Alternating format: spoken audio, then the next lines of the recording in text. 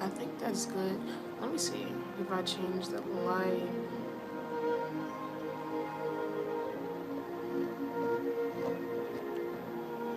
I think that's good. So before we do anything, I just want to pray. Father, Lord, I ask that you take over us today, that you take over us completely. Whether what we are doing, Father, speak through us, flow through us. Let it be because of you and not of us. In the name of Jesus Christ, Father, I ask that you take over this live today, that you take over us today again. In Jesus' mighty name I pray, amen. So today, I'm supposed to be doing a get ready with me. I think I like this angle. I think. Okay, there you go. Hey, hold up, because I'm just, okay. So let me know if you guys can hear me. Also, like, the fan is on, the air conditioner is on, and then the instrumental. So let me know if you can hear me. And then we'll get into the skin and talking about why God wanted me to do this. Because a get ready with me is not only am I doing my makeup, but then I'm also talking. Understand what I'm saying? I'm also talking about what God wants me to talk about today. So first things first, how's everybody doing today? How's everybody feeling today? I have not been on live for a long time, or I haven't been posting videos in a long time, and it's because of school, honestly. School is interesting. School is interesting. My God, like, who created school? But man, but let me know if you guys can hear me. Like, just comment down below. Yeah, I can hear you. Yeah. So that I know that when I do start talking, you guys can hear me. Okay, cool. First thing I'm going to use is my Badescu skincare, because I have absolutely nothing on my skin right now. Absolutely nothing. But now I have something, right? Spray that on my face. Let that air out. Then I go with my all-nighter spray. This one is empty. Now, let me go into my other one. I have like 3 setting sprays that I use. But let me go into my Morphe one. This is the Morphe one. This one stinks. Stinks. Now my all-nighter. This is the all-nighter. This one makes your makeup stay long, like all day, where you be like, you know, in the Holy Ghost, and the tears is falling down and nothing is moving. It's not touched. It's not, I don't know. It's not moved, I guess. But let me go into primer. This is the primer that I use. I did not moisturize my face today, and I have dry skin, so I would recommend that you moisturize your skin, get your skin together, all that sort before. So I just take a little bit, a lot of it, and I just put that on my skin, on my, underneath my chin, and a little bit of my neck, because when you apply it to your, you know, to your neck too. Foundation, you can't make it a mass. It needs to match everything. Get it? Yeah, period. So, I don't know, I'm kind of nervous today. I'm kind of nervous because I know that when I do start talking, sorry, I have like, I have all this makeup stuff, and I don't even know. Like, I have my makeup for my clients and stuff like that. Ooh, I'm gonna use this brush. Makeup for clients and stuff like that. And then I have my makeup for myself, because I don't like other people's brushes or things that I use on other people touching my face. Yeah. That's just how I am. I don't really like that. So, I am using my NARS. I don't know what, okay, this is in hazelnut, medium to dark 4. So this is what I'm using on my skin today to cover up, because I've been breaking out a lot, you know. Attacks been coming in. They've been trying it. So I'm using that. Like, okay, you see this right here. I just use that and cover that up. Look, eraser. Like where my glasses are. Use that to cover that up. This is how we get flawless skin, okay? Flawless skin. This is my birthmark, or I should say beauty mark. And then this is my, when I had my nose pierced. I had my nose pierced, guys, yeah.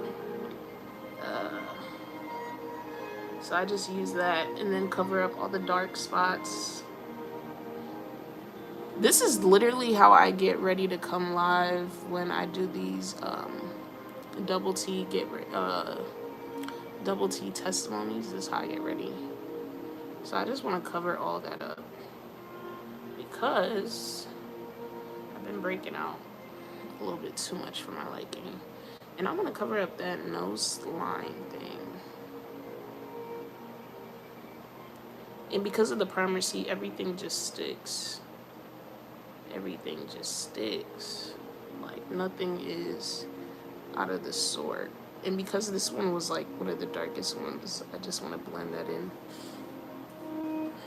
See, it kind of looks like skin. Like, right here, it looks like skin, except for, like, you know, like this part, right? But yeah, this is like a concealer that I would use if I'm doing a no makeup type of look.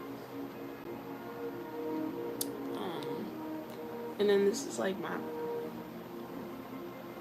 like, the skin is just all over the place. All over the place. That's what it is. Look at that. Look at that. It's a magic eraser. Yeah, I've been breaking out. And honestly, it's okay. Because it's still not going to force me to wear makeup when I don't want to wear makeup. So yes, now, Father, help me today. Help me. I woke up a little, you know, I was kind of happy, but then at the same time I was kind of irritated, right? So, you know, you're probably wondering, why were you irritated? So, there's a situation that is going on right now. Hold on, let me look for this thing first. There's a certain situation that is going on right now that people want to act like, want to make it seem like nothing is happening. Like, everybody want to act like they're blind, or, you know, they can't see, or they can't hear, or if it was them, you know, like, everybody just want to act like they can't see or hear, you know, like, everybody's just acting different. Also spray my beauty blender with this. Everybody's like acting different. Let's say that, acting different, acting as if we are not all human beings and we go through, you know, certain situations or the same type of situations, right? Meaning that something that happens to somebody else can most likely happen to you. Why? Because you're a human, you bleed the same, when we die, we have the same bones underneath, like nothing is different, right? So I feel like everybody is just acting like, let me just say, people are acting like they lost their mind. Like they don't really understand. You know, everybody wants to act out of the blue. So I'm not here to say like, oh yeah, I'm here to bring people out of the blue. I just want to shine some light on some things. You know, if you lost your mind, I want to help you find it. You know, this is a place to help you find things. God, you know, when you go to God, this is where you find things that you lost. This is the lost and found. This is where the lost become found, right? Exactly. We are getting somewhere. We are getting somewhere good. Somewhere good, okay? So happy. So last year we did, or actually 2020, we did, when the false prophet was exposed, we stood up for the rape victims. I was also a rape victim, so I definitely did, you know, stand up for rape victims, because as well, I'm a rape victim, and I would want somebody to stand up for me. I would want somebody to speak up for me, you know, like, if I felt like I didn't have a voice, I would want somebody to say, this is wrong, or this is happening, so let me say something. Let me say something, because I got a mouth too, right? So because we have a mouth, because I have a mouth, because you have a mouth, you use it when you feel like it needs to be useful. Correct? Correct. So that being said, last year that's what we did.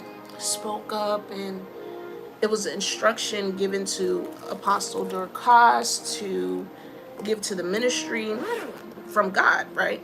So we did it. Some people did it, not everybody, but some people did it. And it was cool, it was good. Like, wow, this is what we call not only woman empowerment, but actually men also standing up for these women, because if it was their daughter, if it was their sister, if it was their mom, they would feel some type of way, like, why are you raping my mom in your church? You call yourself a pastor. Why are you raping my mom in your church? Like, why are you, coming in people's dreams doing these things? Like, what are you on? Like, I know dreams can be manipulated, but what is going on in your church? What kind of church is this? I never heard of being in no church and my pastor is raping me, or my pastor is sleeping with me. It's not making no sense. So I was like sitting, minding my business yesterday, and this thing was bothering me. This situation was really bothering me, and it got to the point where I started thinking about my mom's brother that molested me, right? And I remember it came to a point where this church decided that they want to ordain him as a pastor. I said, oh, so they just giving out stuff. They just giving out free pastor gifts. Like, they just making anybody and everybody a pastor. Oh, it's free of charge, apparently. Like, you don't actually have to work or actually be somebody that is of God to become a pastor, apparently. Because that's what it seems like these days. Like, they're just giving out for free. Like, nobody is actually hearing from God that they should be a pastor. People are just ordaining people in their church as pastors because it's free of charge. Who's really going to tell them that they're not a pastor, right? Yeah, that's what it feels like. So when that happened, and I was sitting there thinking about it, I was like, wow, like, this is actually real life. Like, people are really giving these pastors, quote, they call themselves pastors, giving these people these I don't curse anymore, so I'm gonna try to limit the talking language, or limit, because I don't want to get in trouble. So let's back this up. I'm using my foundation. This is the foundation I use. This is matte, poreless, normal to oily. This is the one that I use because my skin is I have dry skin. But then, yeah, I'll do a detailed video about this makeup thing, but right now we're doing a lot of things, talking about things that need to be talked about, because people are crazy. That's like giving somebody a driver's license and they never even passed their tests. That's how fast people are giving people license to be pastors. He didn't even work in the church. Okay, this guy didn't work in the church. He didn't do nothing for the church, but they want to ordain him a pastor. Like, that's how it was. They wanted to ordain him a pastor. And I was thinking to myself, when does this man pray? Like, other than him, molesting me, when does he actually have time to pray? Like, when is he actually praying to God? Like, is he asking for forgiveness, or when exactly is he praying that these people see him fit to be good, or see him as good? Like, then you got to think about the way that they're portraying themselves. Like, they make it seem like, yeah, they're a good person, they have a son, or they have a child, or they don't have children, but they put on this mask like, yeah, everything is good and I'm a good person, so I feel like everything everything is just gonna go well for me. So like if she does decide to say something one day, nobody's really gonna believe her because she's a little kid, like she's a little girl. People don't really listen to little kids. People don't really listen to women in general. So like if she decides she want to say something, I have the church to back me up, you know, because that's what this church does, you know. They allow things like this. So why would I, you know, why would I be scared if I got the backing of the church? If I got the church to believe me, she don't got nobody to believe her. So whatever she got going on, whatever she thinks she gonna say, it's not really gonna work because I got the church behind me. The church is my safe place to be wicked. It's my safe place to be evil. And that's what it has become. A safe place for people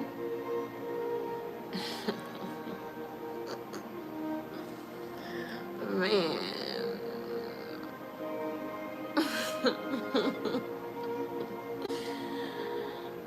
A safe place for people like him to be wicked. A safe place. This is where they're safe at.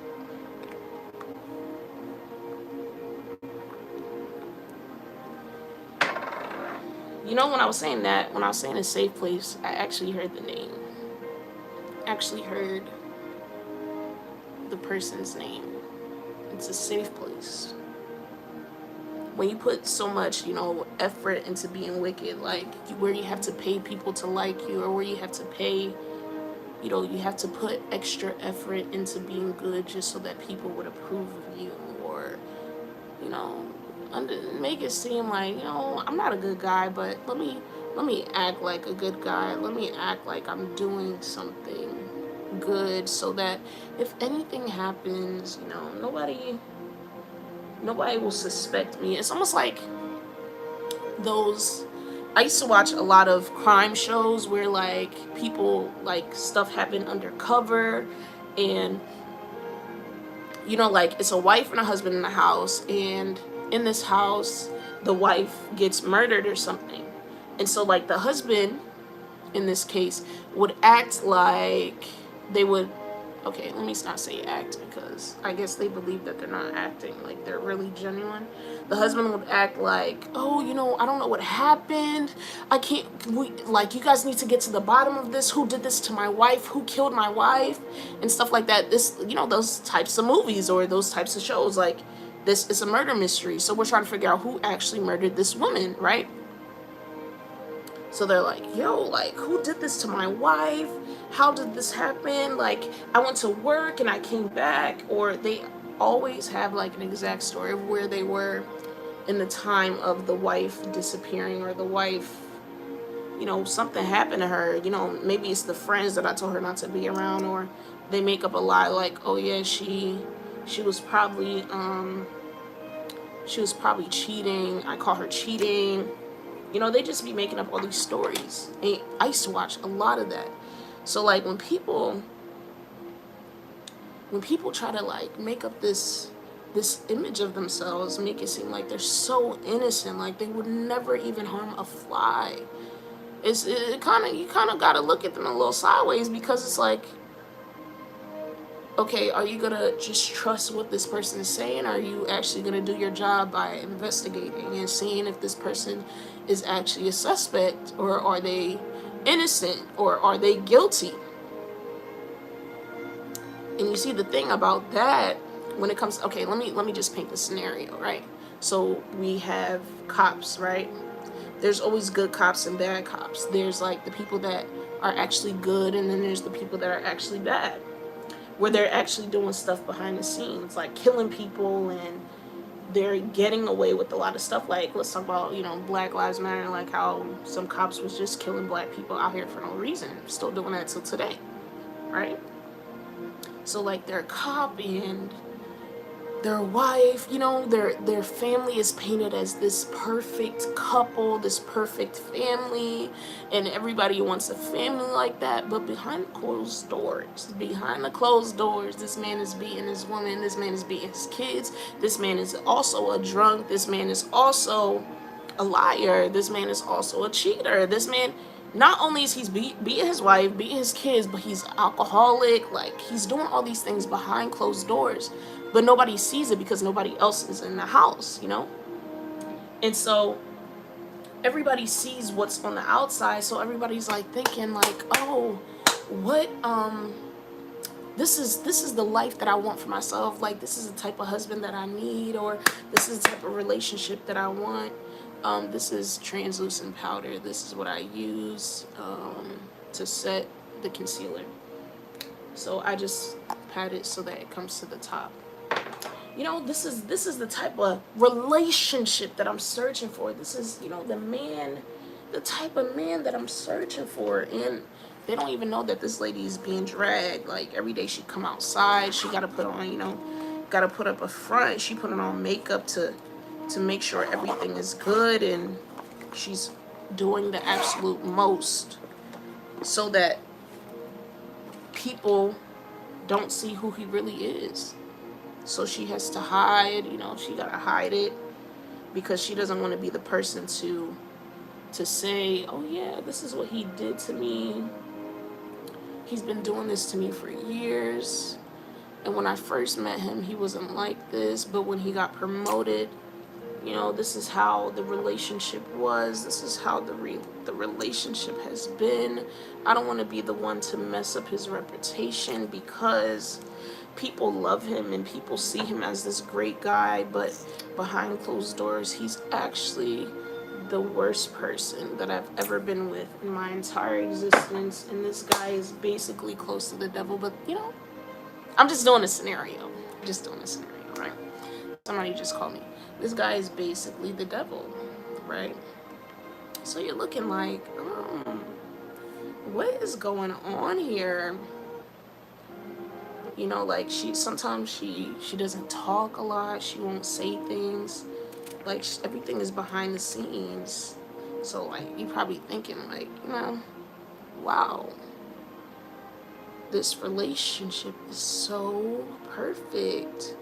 So I also use the lighter one to make my skin a little brighter. So she's thinking, you know, why is this relationship so, this really want a relationship like this, that people want to be like this or whatever. Give me 1 second, guys.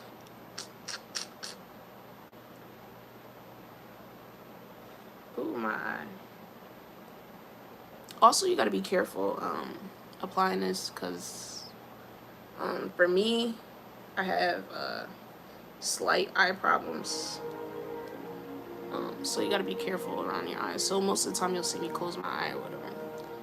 So, you know, they're wondering, you know, why is this lady, you know, how did this lady, or actually, they're also a couple that goes to church, right? So, like, everybody's like, you know, what was this lady's prayer point for a kind of man like this? This is what my generation says. What was this lady's prayer point? You know, her husband is so perfect. Their life is so perfect. So what was her prayer point? This is something that, oh my gosh, they say this a lot in this generation, where they're like, you know, I want to know what her prayer point was, because I'm trying to understand as to why, or how she got here. How did she get in this type of relationship? Or how did she get a husband like this? I want to know, because I want a husband just like this. But she looking at you, she telling you, don't pray for this kind of relationship. I'm warning you, like, don't pray for this. You don't even know what's happening behind the scenes. Even his kids are like, man, this guy acts like he's so good, but he beating us all. Like, this man is beating us. And people are actually praying for this relationship. People are actually praying to be in a relationship like this, where this man is, half of the time that he be beating me, I be close to death. But by the grace of God, I'm not dead yet, but I'm close to it.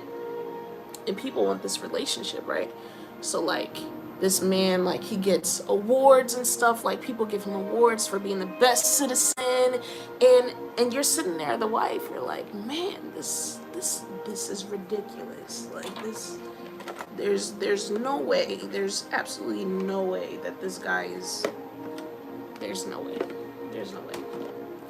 There's no way that people can't see through this. There's absolutely no way. So I go in with the powder. There's absolutely no way. No way. No. Like I feel like people can see it, you know? But then at the same time, how are people gonna see it when you don't talk about it too? Because you're quiet about it. Or because you want to cover him, you know, you don't really want to be the one to mess him up or be the one to bring him down because you're supposed to be his wife, right? So you're thinking, I don't really want to say nothing because it's going to make me look bad rather than make him look bad. Then who's really, and on top of that, who's really going to believe me, right? Who's really going to believe me at this point? Now, we live in a world today where people, they wait. They absolutely wait till you die before they're like, oh yeah, you know, maybe she should have said something, right? That's like the typical thing. Maybe she should have said something. So you're going on believing that, you know, nobody's gonna believe you. So one day you go to, let's say, he's not the captain or anything, but one day you decide to go to his people. You decide to go to his people and like report this, and they're like, nah, this is not, nah. This can be, like, you gotta be lying, you gotta be capping. Like, it can't be, this can't be our captain. Hold on, let me turn the fan down.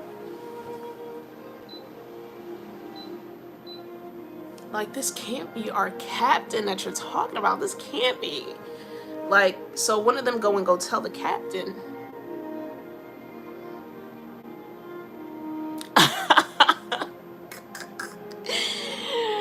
Yeah, it's makeup. So they're like, it can't be, you know, our captain. So one of them go tell the captain.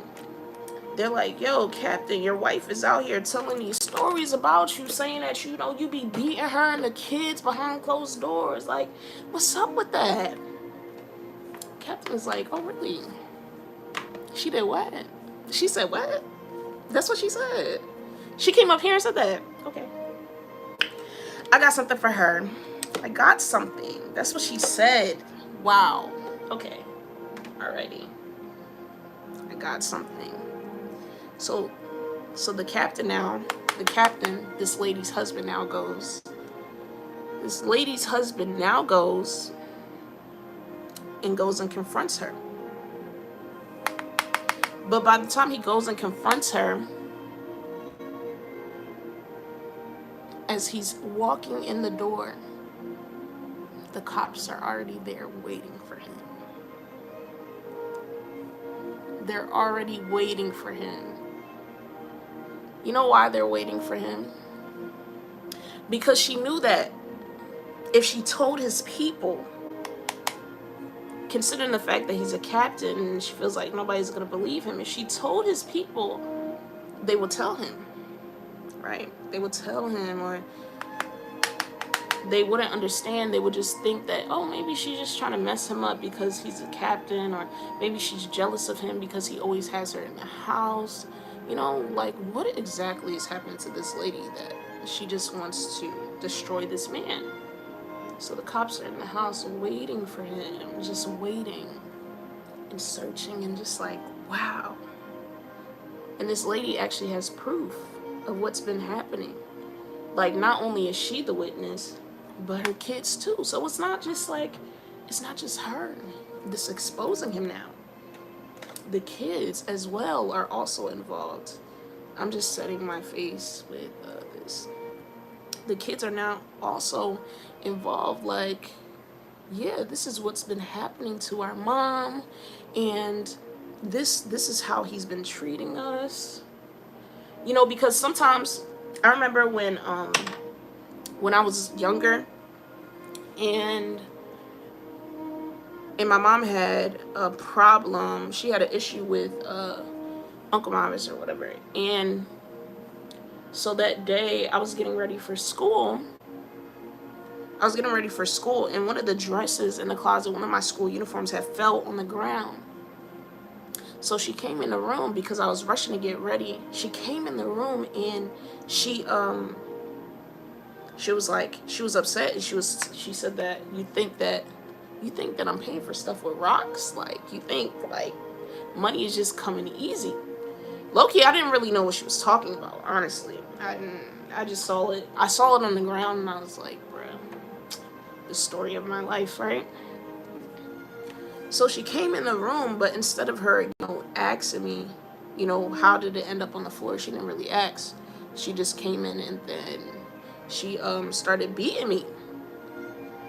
Mind you, I'm in shock. I'm like, yo, what just happened?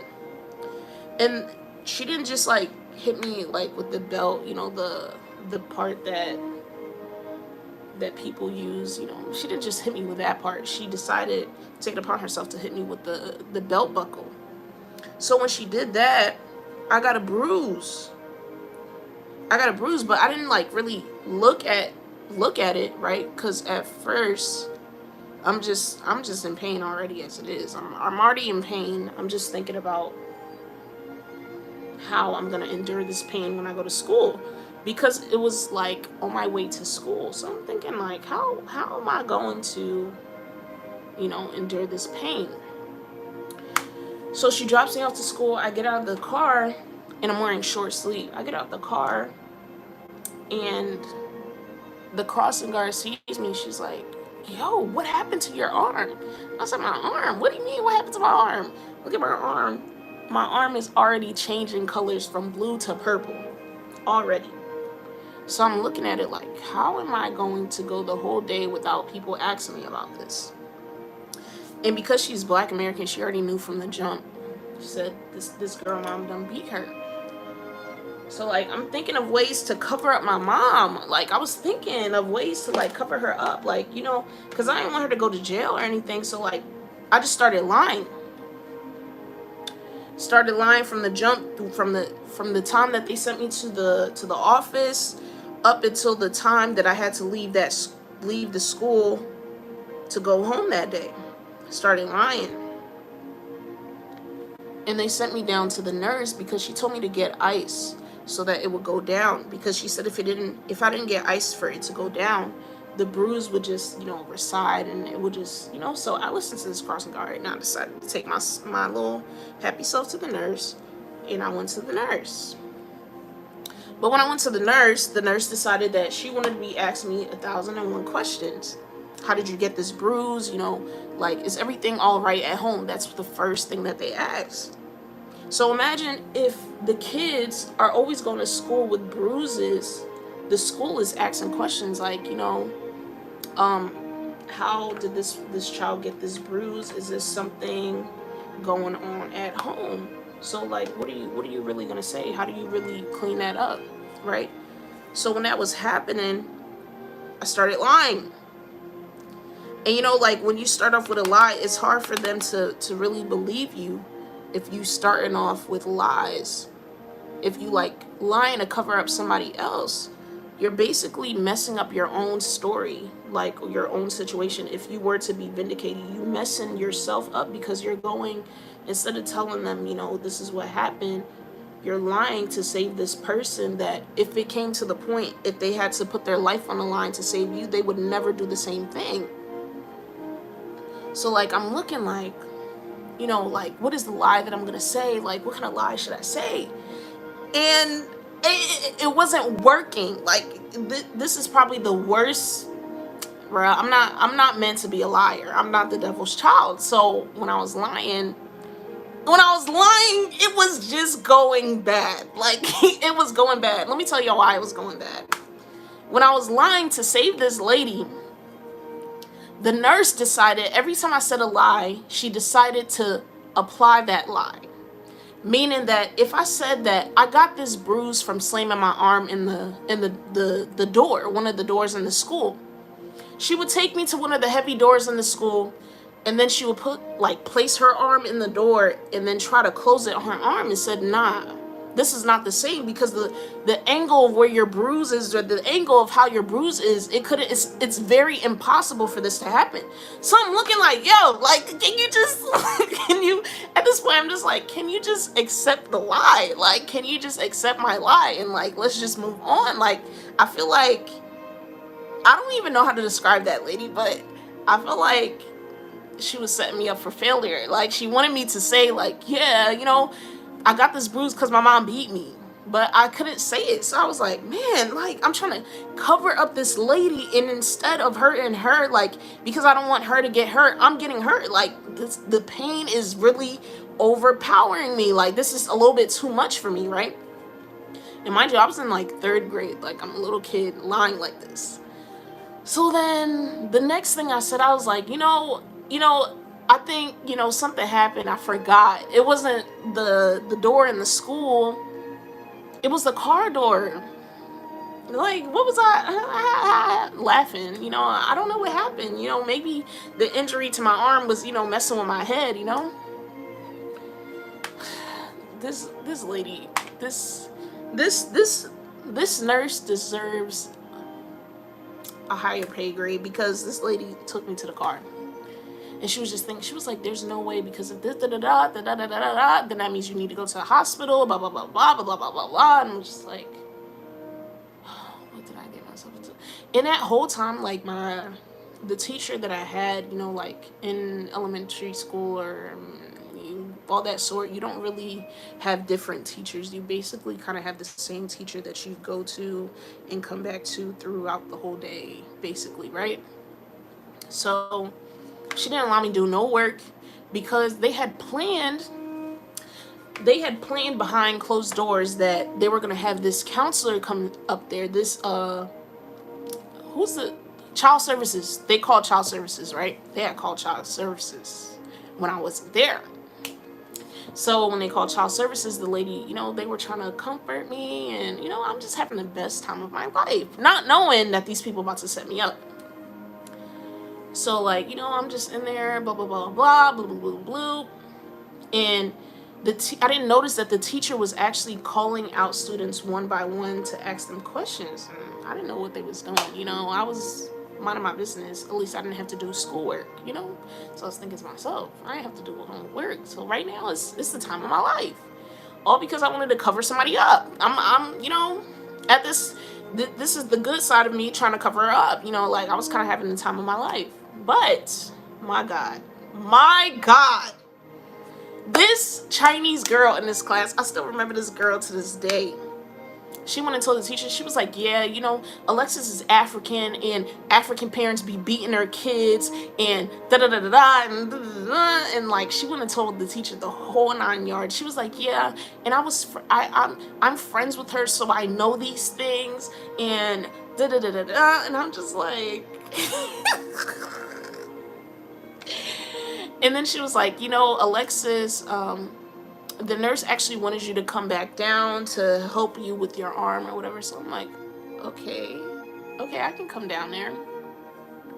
Went down there. They even decided to make the counselor, the child services lady, to be white. She was white, right? I mean, no, she was black. They wanted me to relate to her, black on black, like women, da-da-da-da-da. So she was like, let me bring this person that she can relate to, so that she can really say what happened. So, I'm just a little kid, and I'm thinking everything is sweet. I'm thinking that she's just like bringing something. They found something so that the bruise, because my mom never saw the bruise, right? She never saw it because she was too busy trying to kill me. That's besides the point. She didn't see the bruise, right? So, like, I'm thinking, like, I'm trying to get rid of the bruise so that she doesn't get in trouble, or so that she doesn't see it, because I didn't want her to see it as well. And these people, this lady, she was like, you have went through a series of things, of people, going through what exactly happened, and I'm here to tell you that I'm here for you, and I'm here to tell you that I'm here to help you and solve this problem, to get you the help that you need. Like, she had this whole speech. And I was persuaded. So, being persuaded, she was like, yeah, and there was actually a student in the class, that said that this is what really happened. So I was like, man. So you know what I did? You wanna know what I did? I snitched. I said, this is it. This is it. At this point, they got me red-handed. At this point, I can't lie. I felt like she was a cop. I felt like there was, like I was under attack, and I needed to speak. I needed to be free. So I said what I needed to say in order to be free. So I sat there and I said, listen, yeah, she beat me this morning. And it was with the belt, the metal part hit my arm. At this point, I don't even know why it's even this big. I don't know how this happened, but this is what happened, and I need to be free. I need to speak. I need to speak up, because at this point, I can't do this. I can't. Because if she didn't see this bruise, imagine if it was my head and my head was swollen and I'm trying to cover up and I end up dying. Like, so I was just in there being me, telling them I was like, listen, this is what happened. And at this point, I don't know if y'all can help me, but at this point I already done said what I said. I already put it out there. And if y'all can help me, y'all can't help me. I already said it. It's already out there. If she killed me now, she killed me. I spoke my truth. And if y'all don't do nothing about it, it's on y'all. Because now y'all looking like, oh, we decided that we wanted to help her, or we told her to speak out. Sorry. We told her to speak out and we couldn't even help her.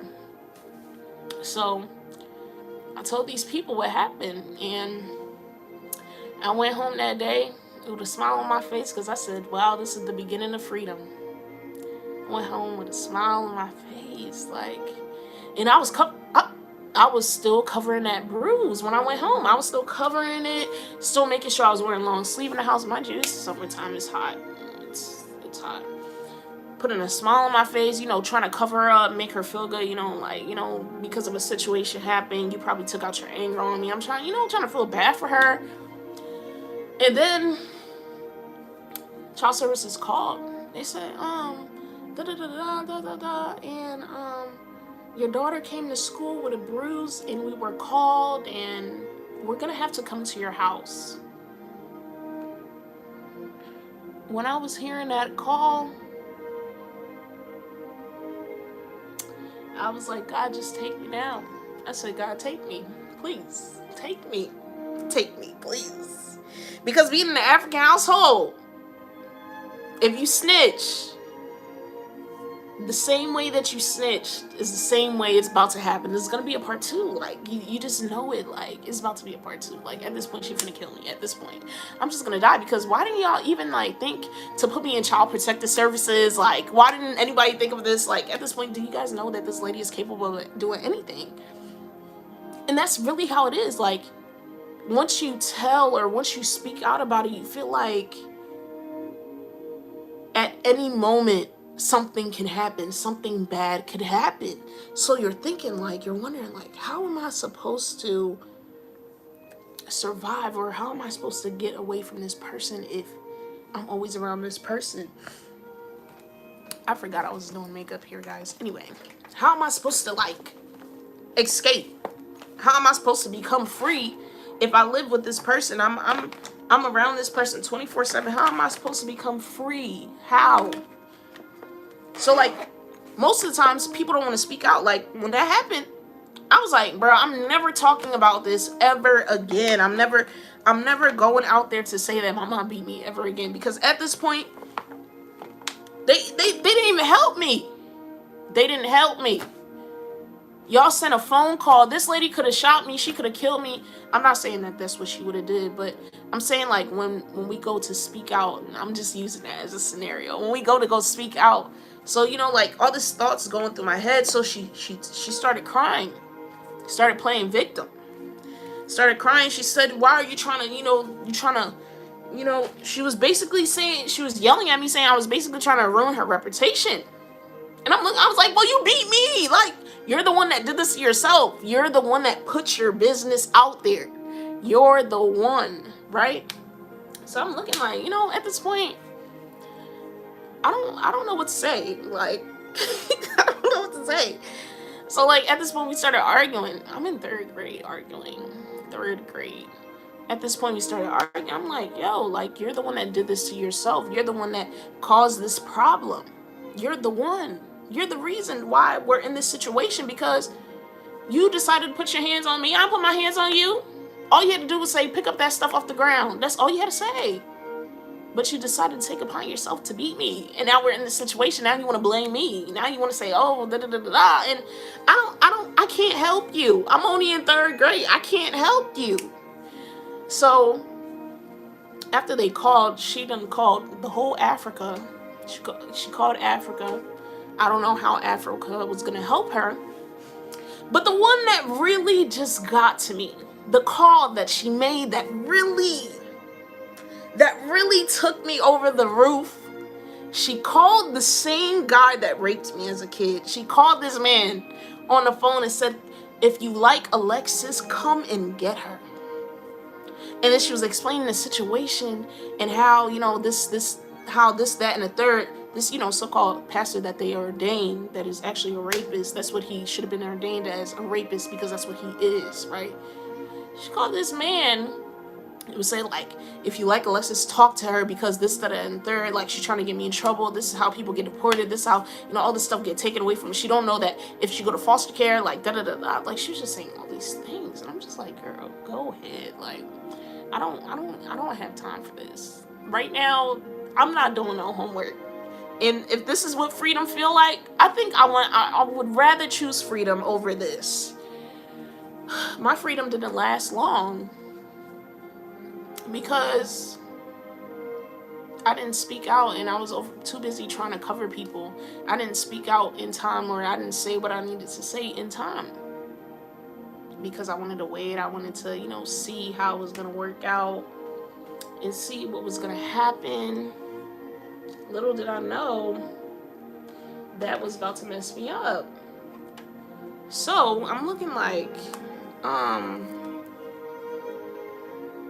what is happening right now? Like, does she know who she just called? Why would she call this man? She called him, and he was like, he said, oh, he was like, Alexis, you know, like, let me act like it. Alexis, you know, this is your mom, and it doesn't matter what she did. You're supposed to stand up for your mom, whether she does good or bad. I said, huh? I was like, all right. Ended that conversation quick. Cause, bro, do you know that I know who you are? Do you know that I know who you are? Do you know that I know that you're a rapist? Do you know that even though they ordained you a pastor, it doesn't make you a real pastor because you're really a rapist? Like, are you sick? Are you trying to give me advice? You're trying to give me advice on, like, bro. That's the thing that she did that really took me over the roof. At this point, when that happened, I was like, yeah, they need to take me. At this point, they need to take me. I didn't really care what she was saying. I didn't care that she was crying. I didn't care that she was trying to play victim. I didn't care about none of that. I was like, at this point, yeah, you deserve, if they take you to jail, you deserve it. Yeah, because you tried to kill me. You deserve it. Because at this point, I'm not about to die because of you. I'm not about to die in this house. I'm not about to die because of you, because you want to be in your feelings. So I was like, yeah, I'm not about to die because of you. Like, ma'am, like, my life is valuable too. Like, what if they take me to jail because I end up doing something to you because you want to be hitting people 24/7? Like, what am I supposed to do? So then after that situation, they went and took me to this African church. Sorry, I think they trying to choke me.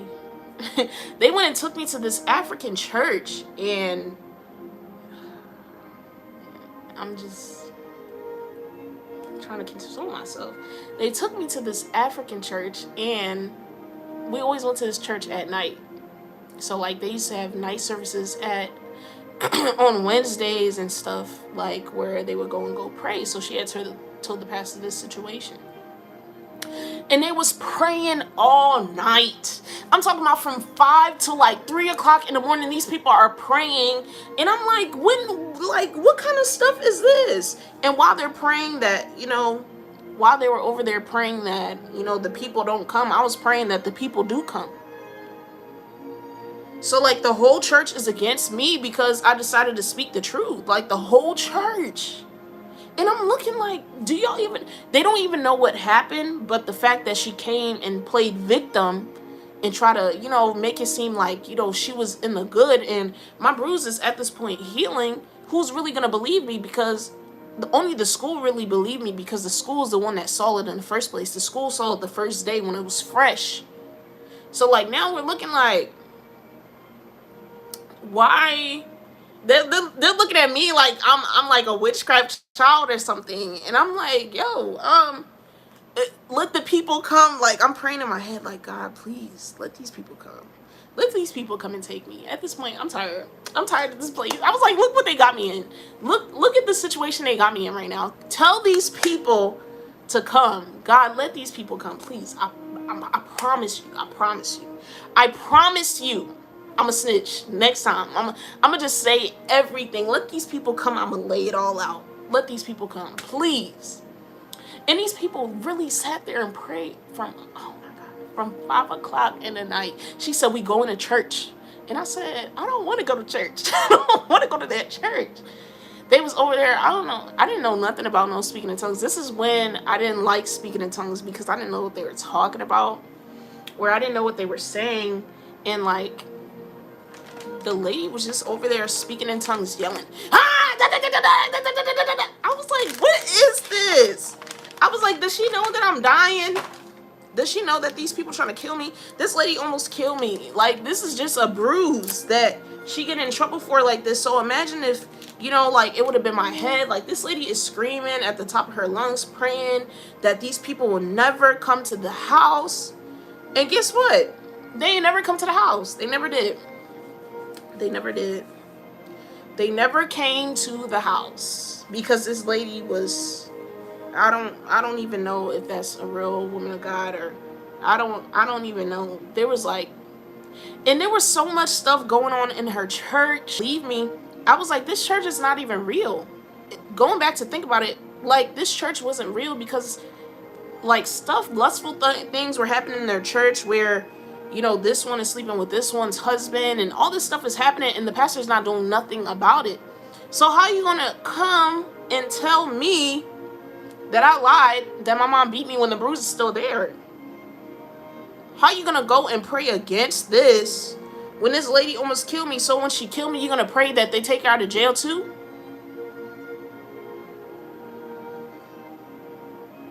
That's what I'm like. Some of these churches is corrupt. These churches are not even churches. They're just cults. Like they're just places where they give like criminals second chances to be advanced criminal. That's what I think. They give criminals an advanced chance to be a better criminal. Some of these churches. That's what I think. Yep. So yeah, oh yeah, you want to be a criminal? Let me show you how to be a real criminal. Let me show you how to, let me give you this title as a pastor so that you can be a real criminal. Oh yeah, you like raping little kids? Let me give you this title as a pastor so you can rape them behind scenes so that, when they want to snitch on you, they can't really snitch on you because you're a pastor. Like, let me give you this title so that you can carry it over your head and your head can be so big because, like nobody, you're claimed untouchable because you have this pastor title. Tripping. Because I'm going to be the one to snitch. I'm going to be the one to tell them that, oh yeah, this church decided to ordain this man a pastor. And he be raping kids. That's how he even got his wife. He raped her. Yeah, I'm going to be a snitch like that because this is ridiculous. And then they want to say, oh yeah, God ordained him or, we did this because God. No, y'all not about to use my father's name like that. Y'all talking about the wrong God. Y'all probably talking about Satan himself because my God don't work like that. He don't. Sick. Like, it just made me disgusted. Like, you deserve to be slapped. Like, I was saying to Alina, I was like, if only you could reach through the screen and punch somebody straight in their mouth. Like, say something again. Say it again. I dare you. Like, say it again. I dare you. I double dare you. I double, triple dare you. Say it again. Say it again. Lie again. I dare you. And I'm just like sitting there like, man, like this is the kind of churches that God is talking about tearing down. And then when they're actually being torn down, or you know, these pastors are being exposed, everybody want to act all dummy. Like, everybody brain just don't be connecting. Everybody just be confused. Like, oh, you know, let me adjust my wig. Everybody just be like, oh, did that really happen, or is she lying? Like, how do we know that this is true? How do we know that, you know, what this person is saying is really true? Like, you know, how do we know? Bro, you want to know how we know? Because you're not the one that's living in the house with them. You're not the one that's actually getting beat. How is somebody gonna lie about getting beat like this? It's only y'all that be lying like that. It's only y'all. Y'all the only ones that be lying like that. Not everybody is like y'all. Did y'all forget? Did y'all forget that God created people that actually tell the truth? Did y'all forget that not everybody serves Satan like you guys? Did y'all forget that? Like, if y'all forgot, let me remind y'all. No, nobody is like y'all. Not everybody is like y'all. Y'all just wicked and y'all nasty. You in church raping a little girl. You in church. You going to church sitting on the pulpit talking about telling people that, you know, this is what they shouldn't do, and this is what they're not. This is not Christ-like. And you don't even know what Christ is like. How you gonna tell somebody they not living Christ-like and you don't even know who Christ is? You think you serving Christ, but you really serving the devil, talking about something. This is not Christ-like. We shouldn't be doing things on social media. Where else are we gonna put it at? This is modern times. This is actually modern times. So that being said,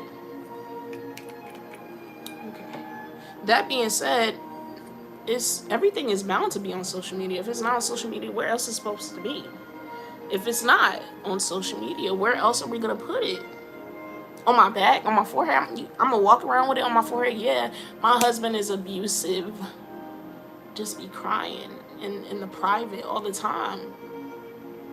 And you know why this abuse is not just like in the person's household, it's also in the church. Because if you carry the title of being a pastor, you're carrying the title of God.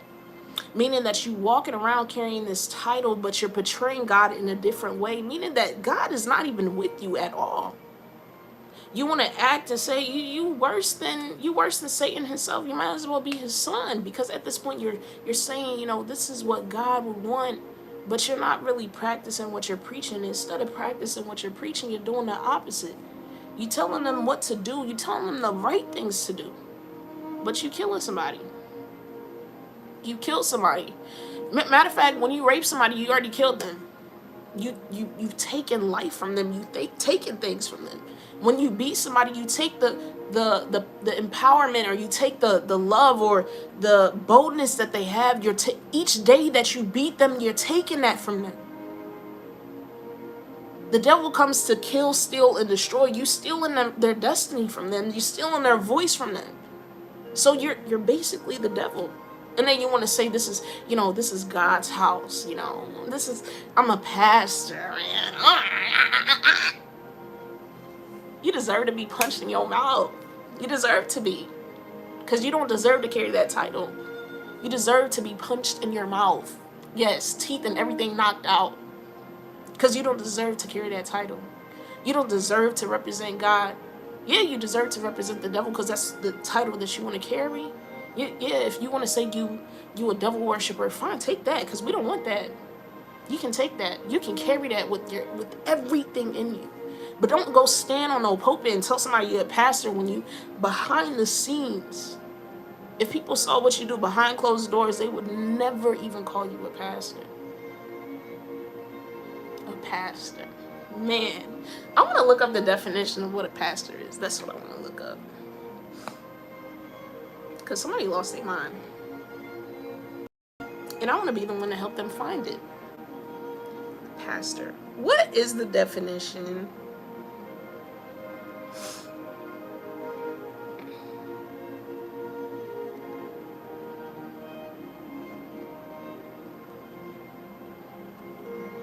I really want to know. Or they, oh my gosh, they like big titles. I'm a pastor. I'm a prophet. And they be on, yes, sir, you committed all to, like, shut up, be quiet. A pastor is a minister in charge of a Christian church or congregation. So they in charge. They in charge. It says a pastor is a minister in charge of a Christian church or congregation. Knock the whole church down. This is, you know, when terrorists and stuff be like blowing up buildings, these churches with these fake teachers, false teachers, these false prophets, that's the churches that they need to bomb. Yep. I'm talking about without God's people in it. Yeah, that's the churches that they need to bomb, because they don't deserve to have no church. They don't deserve to be called servants of God, because they don't even know who God is in the first place. How they gonna be a servant of God if they don't know who God is? How? I was supposed to be doing a get ready with me. How? How you gonna carry a title? You don't even know the meaning behind the title. You just carrying empty books. It's like having a driver's license, but you don't drive. Being a doctor, but you don't practice. Being a nurse, but you don't do nurse things. Because you're in charge. That's what it says, in charge of the congregation. Killing the congregation behind the scenes. Shooting them, killing them. With the words. All you gotta do is speak, and you kill somebody. Disgusting. So do you guys have any questions? Let me go back to this makeup thing. Because today is a different day. And I don't got time.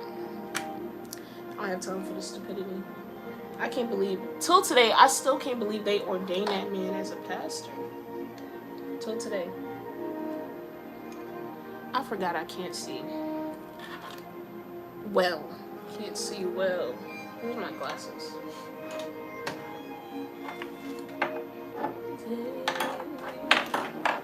Oh, I found it. Man, today is a new day. Today is a different day. You know why? Because they tried it. They tried the right one. They tried the right one. I pray these women do speak out. I pray they do. And I pray that they continue to speak out. And they continue to say what is happening to them behind closed doors. Like, I almost missed my opportunity to be free. I almost missed that opportunity to be free.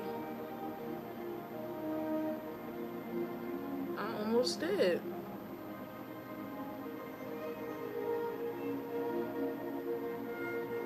So imagine if I would have missed it.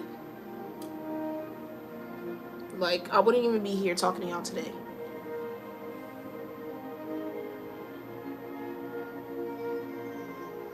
Like, pastors are not even talking in church, telling parents not to be beating their kids. Like, how they be. First of all, okay, let's just talk about this too. When your kids do things, right, it's okay to discipline them, right? There's, like, you know, different disciplines. There's you know, the talking, or, you know, sometimes some parents beat their kids, right? But there's a way that you beat them where it's not normal. It's very abnormal. Where you're beating them and you don't stop till you see blood. Or you're beating them, and then when it gets to the point, it's almost like you almost kill them is when you come back to your senses. That right there. I don't know how. I don't know. That's not it. That's not it. That is not it. You almost kill somebody? You and then you gotta like think like,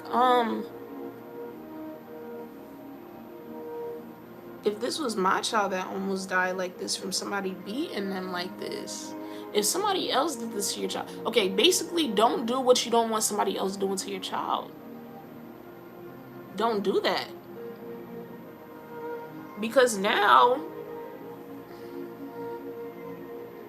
when it's happening, or people find out that this is what you do to your child, now it's looking like, ma'am or sir, how you expect us to believe you when this is what you're doing to your kids?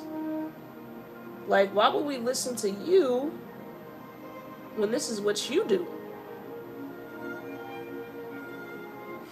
How you expect us to listen to you when you're doing the opposite of what you teaching us? You teaching us to be, these people, these great people in the Bible, and you actually doing the opposite. You're actually killing these people. You actually killing your family behind scenes. Actually killing them. Actually killing them. I'm very congested right now. I think the fan is too much in my face. Ooh.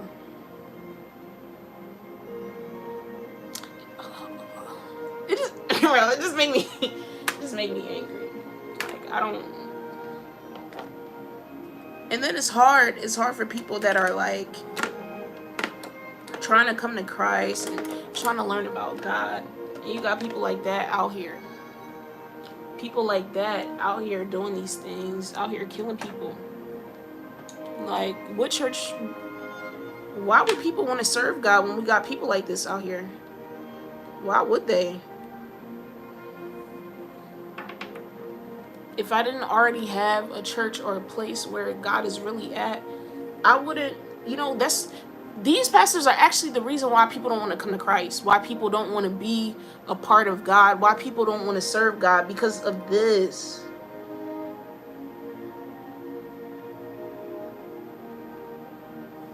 People like this.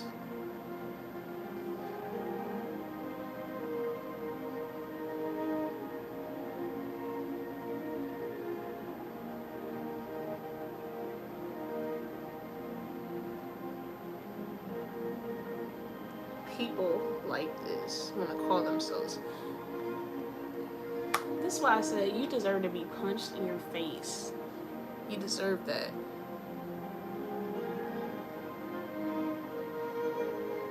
And best believe, if people could do that while they were saved, they would do it.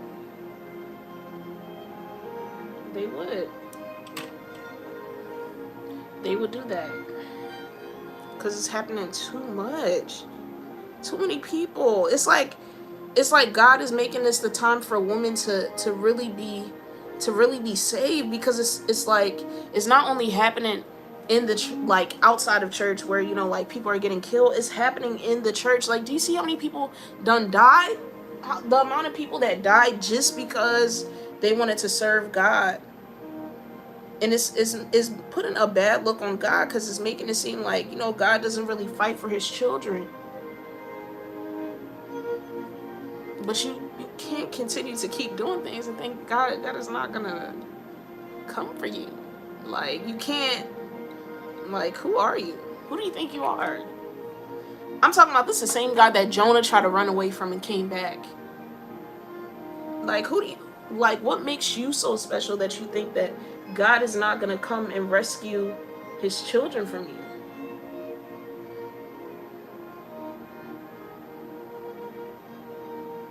Like, who are you? Who are you? Somebody that lost their mind. Clearly. You lost it. Obviously someone that lost their mind that is looking for people to help them find it. And I'm glad we have social media now. You know why? Because now we can actually, people can actually see these pastors that be hiding in these, like, in these small places, in these small corners, in these places, that these small towns and stuff, so that they can be exposed. Because it's like, if there wasn't social media, how are these people going to be exposed? You know, the person may only be exposed to that town, but no, God wants it to be worldwide, where, like, yeah, you about to be not only be exposed in this town, but also be exposed everywhere. Now we about to tell everybody what you be doing, so that when you do decide to escape and go to a different town, they already know about you because they saw you on social media. So I'm very happy that there is social media now, because now you can just post the person picture. You know, like how back in the days they used to put wanted signs up, like this person is wanted. Yes, this pastor is wanted by God. Beware of this person, because they a criminal. This person is a criminal. Stay away.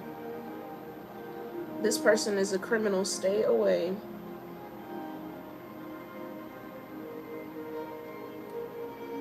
This pastor right here, this pastor that y'all, that's a criminal. That's a criminal. Run away. Run. Run for your life. This is a criminal. And I remember when God spoke from my mouth and he said that he's bringing order back to his church. And then Apostle played this video this morning, and God said it, like, he's bringing order back to his church. He is tired of y'all. You know it's bad if God is tired of giving you second chances. You know, like how we complain about giving somebody a second chance. We complain about that, giving somebody a second chance, when God is always giving us second chances. Meaning that if you're getting exposed now, if you're a pastor and you're finally getting exposed now, meaning that God already gave you the chance to stop what you're doing, but you decided to continue.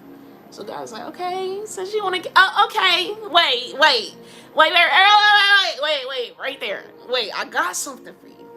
I got something for you. Oh my gosh, this is what you want to do? Hold on 1 second. You know, let me be a Karen right now. 1 second. Give me 1 second. I'm coming. Here I come. I have something for you. I have something. Just wait. Don't run. Or if it's the African way, you know, like those African moms, before they go get the belt or get the bucket, they be like, wait, I'm coming. Wait for me. Wait for me. Wait for me. I'm coming. I'm coming. I have something for you. I have a present. You've been killing people. You've been killing my children. I have something for you. Don't run. Don't fright. It's coming. Just wait. Just wait. Oh, you thought because I didn't say anything I wasn't watching you. Okay, hold on. Okay. Because one thing I know, God's children is not to be played with. That's one thing. We're all God's children, but once, nobody should be crying over you or shouldn't be crying because of you 24/7, my guy. They crying about you 24/7? Crying about you? Who are you? Who are you?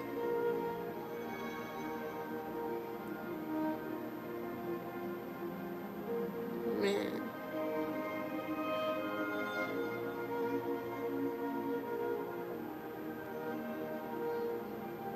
This side is easier to do because I can see better.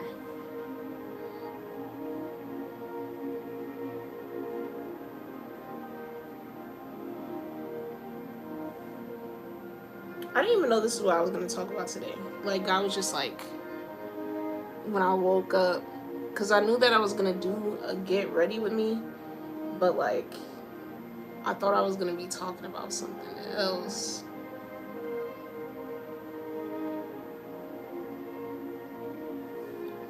I thought I was gonna be talking about something else.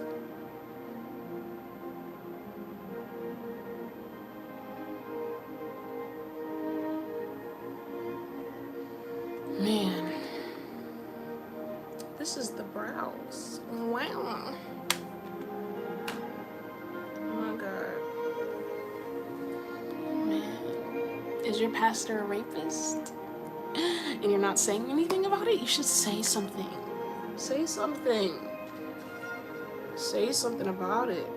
Is your pastor behind the scenes killing people? Is your pastor acting humble or holy? Is your pastor really acting like they're saving lives and really killing lives? We're supposed to be bringing people to Christ, but instead of bringing people to Christ, they're actually destroying people, actually sending people straight to the pits of hell. This is what they're doing. And you standing behind that? You know that when people fall, or when people are falling, they drag people with them. There's people that they drag with them. I know I don't want to be nobody dragged down with somebody that's evil, because then it's making it seem like you're wicked as well. So why would you want to be dragged down with somebody that's wicked? Unless you're wicked too, because that's what it looks like. Like you're wicked too. I'm gonna do an eyeshadow look, so don't judge me. Don't judge me, just watch. I don't feel like doing the whole 9 yards, so we're gonna use the tape.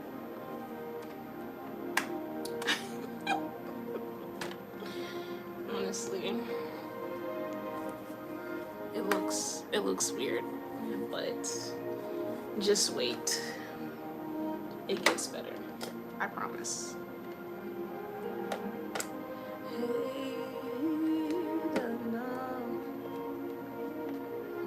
I think I'm gonna use the blending brush. I'm not going anywhere. I'm just doing a look. So this is what I do. This is just so that I have a straight, like very crisp line, right? So I just blend this. This is like my darkest brown right now. This is like somebody darker than me contour shade. But I just blend that on the line in like a wing way.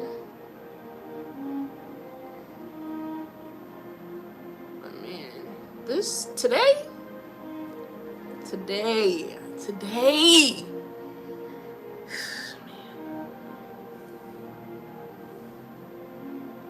If I could, I would. If I could, I would.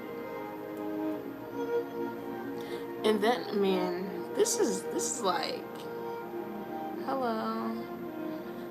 This is like, what was I about to say? And you know what's scary? Like, why like these false teachers and stuff need to be exposed? You know what's scary? Like these celebrities that actually like go out there. Ooh. See now, this is where the look is gonna get messed up when my eye gets hurt. All right, saying you a liar, not about to blind me. But when these celebrities and stuff go get saved, these are the kind of pastors that they go to. Yep. When these celebrities go get saved, these are the pastors that they go to. These are the people that they go talk about their problems to.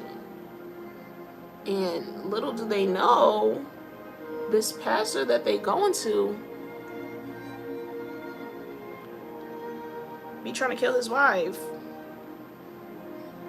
Be trying to plot on his wife. Trying to kill his wife. Oh my gosh.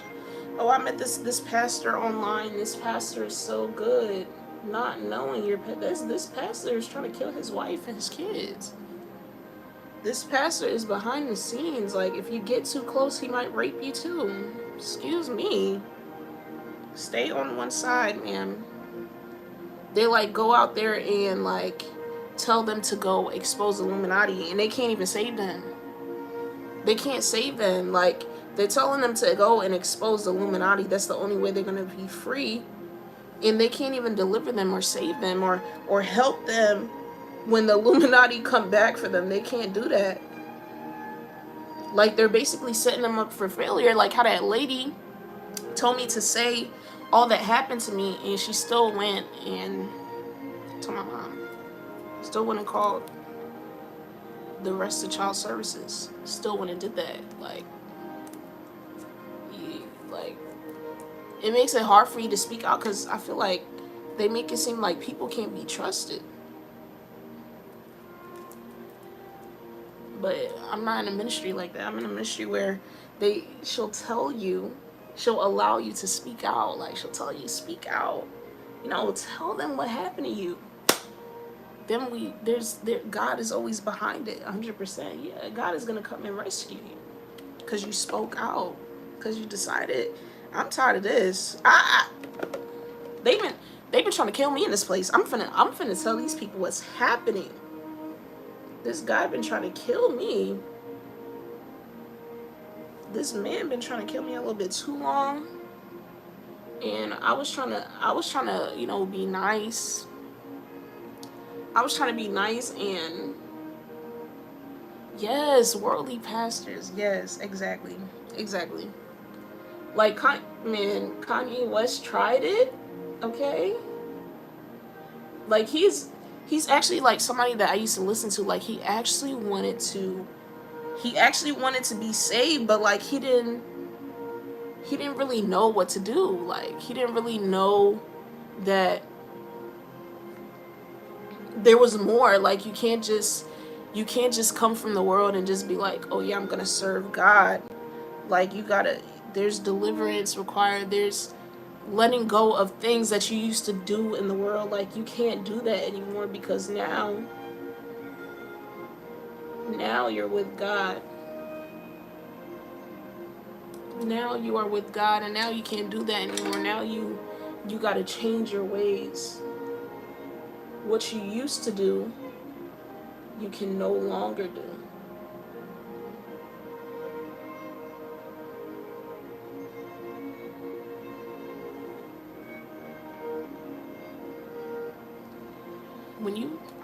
When you can't see, it's really something else. See, this one is straight, but I had to buff this joint out.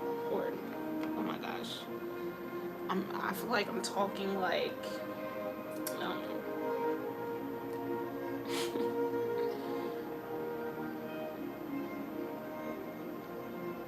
I gotta buff it out.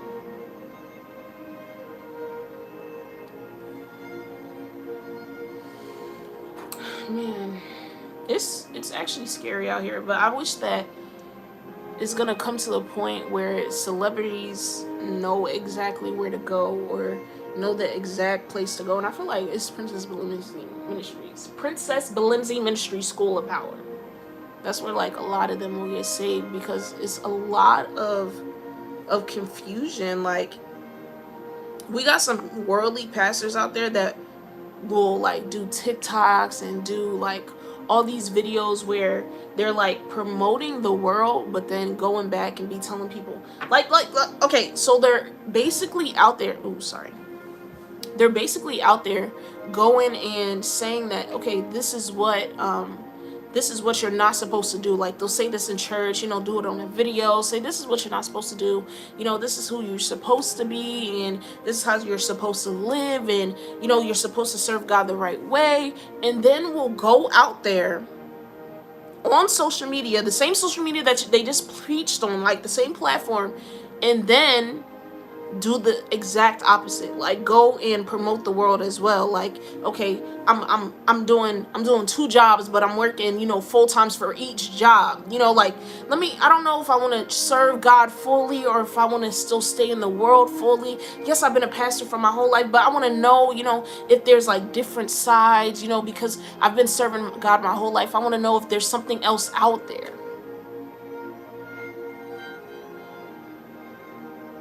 And then they come for people like my apostle. They come for people like that came straight from the club to God. So that being said, they know that there's nothing else out there. There's nothing else out there to make them want to go back to the same life that they just came from. It's stressful. It's Life in the world is stressful. You know why? Because you're always trying to please somebody. You're always trying to please people. In Christ, the only person you're here to please is God. But in the world, you're always trying to please people. And I feel like that's how these worldly pastors are. They're always trying to please people. They're always trying to see like, oh, like this is trending right now. Let me try to get these people because this is what's trending. Like, let me take these people all to the same place because this is what's trending. I want to do what's trending in order to bring people to God. When God is the one that's supposed to be giving you the messages. If God wants those certain type of people in your church, He gonna bring them regardless. You don't have to trend for them to come. You want to do what's trending, but you're not even trending. Instead of your church like rising, it's actually crumbling. Like, people are leaving because you're allowing them to do what they want to do. You're allowing them to sleep with each other. You're allowing them to do unrighteous things. And then you want to be considered righteous. You want to come online and act like you're righteous. You want to act like you're bigger than somebody. You're better than somebody because you were born in the church. But it's actually the person that is born in the church is supposed to be doing better. Because you've been there your whole life, so you know that God will never fail you. But instead, you go out there and you say, oh, these things are happening and, we got to do stuff to bring people back to the church, but you're not bringing them back. Instead, you're inviting them back to the world. So how are they going to stay? You making the world seem more appealing, so why would they stay in your church? Like, make it make sense. You're not even preaching to understand yourself in order, like, it's not making sense. It's not making sense. How are you preaching, telling them, let me go on TikTok and tell them, this is what we do out here. This is, let's live this worldly life. Let's act like we have to decide between two worlds. Do I want to be saved or do I want to live for the world? There's even a song out there that I believe they said that was trending recently about like the whole song is not bad because the guy was basically, I think it's Jonathan Reynolds. The whole song was basically him saying you have to make the choice between the world and living for God, right? And then in the end of the song he was talking about he would rather choose God than choosing the world, right? But people are doing the trend where they're making it seem like oh, they're looking at the world like, oh my gosh, the world is like this juicy apple and I just want to eat it. Da, da, da. Yeah. And then they're looking at God, they're like, God, I want to serve you because you love me, you created me, but oh my gosh, the world looks so much appealing. Like, there's so much going on here. Like, why would I choose you? Like, that's how they're betraying the song. That's how they're betraying it. Like, the devil makes the world look good, but then there's always consequences. You can't make a deal with the devil and the devil not come and destroy you. You tripping? Like, do you know the devil? Do you know him? The devil want to be in your shoes. He want to be in your shoes. So because he know the potential that God got for you, the plans that God has for you, he want to make sure that you go far away from it. So like, as you're going, you're thinking like, let me make a deal with the devil and let me, do it my way. Maybe this way, the way that they think is going to work is not working. Like, life in Christ is boring. All you do is stay in the house, or all we do is the same old thing all the time. And I'm not allowed to be great. Like, there's so many rules, there's so many things that we have to follow in Christ, but in the world, like, there's no rules. Like, everything is just so, yeah. tripping. You're tripping. There's always gonna be something missing, always something more. In the world, you always see celebrities wanting more. Like, they'll have something, but then they want more. Like, they want to do, like, what else? Like, once they get what they wanted, now they're thinking about, what else can I get? What else can I have?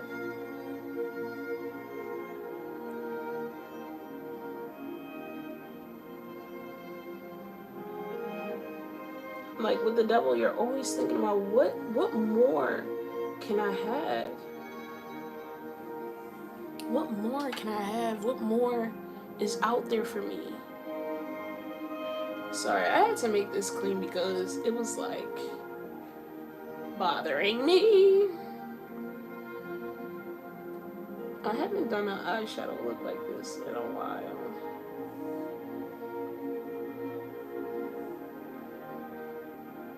One is lower and one is higher. And I don't got time for it. I don't have time for it. Don't have time. Man, it's crazy out here. It's crazy. It's literally sickening. People are sick. This place is sick. These people are sick. We live in a sick world where we're trying to be saved. And then the pastors that are supposed to keep us saved are actually leading us to hell. The pastors that are supposed to keep us saved are leading us to hell. Can you believe that? Can you believe that? The ones that are supposed to keep us safe. And I'm not saying that all pastors are perfect. They go through things, but they, at least most of them, know who they're serving. Like, if they decide that they want to serve God, okay, it's hard. We going through stuff. Okay, I messed up. Like, let me fix this. Like, they know what's real and what's fake because they've been there before. They lived this life before.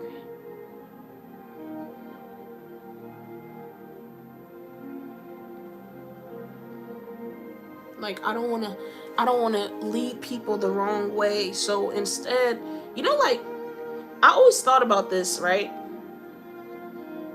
If you as a pastor, you feel like you're not really leading your congregation to Christ, like you're messing up like big time, it's okay to say you need to step down. It's okay. It's okay.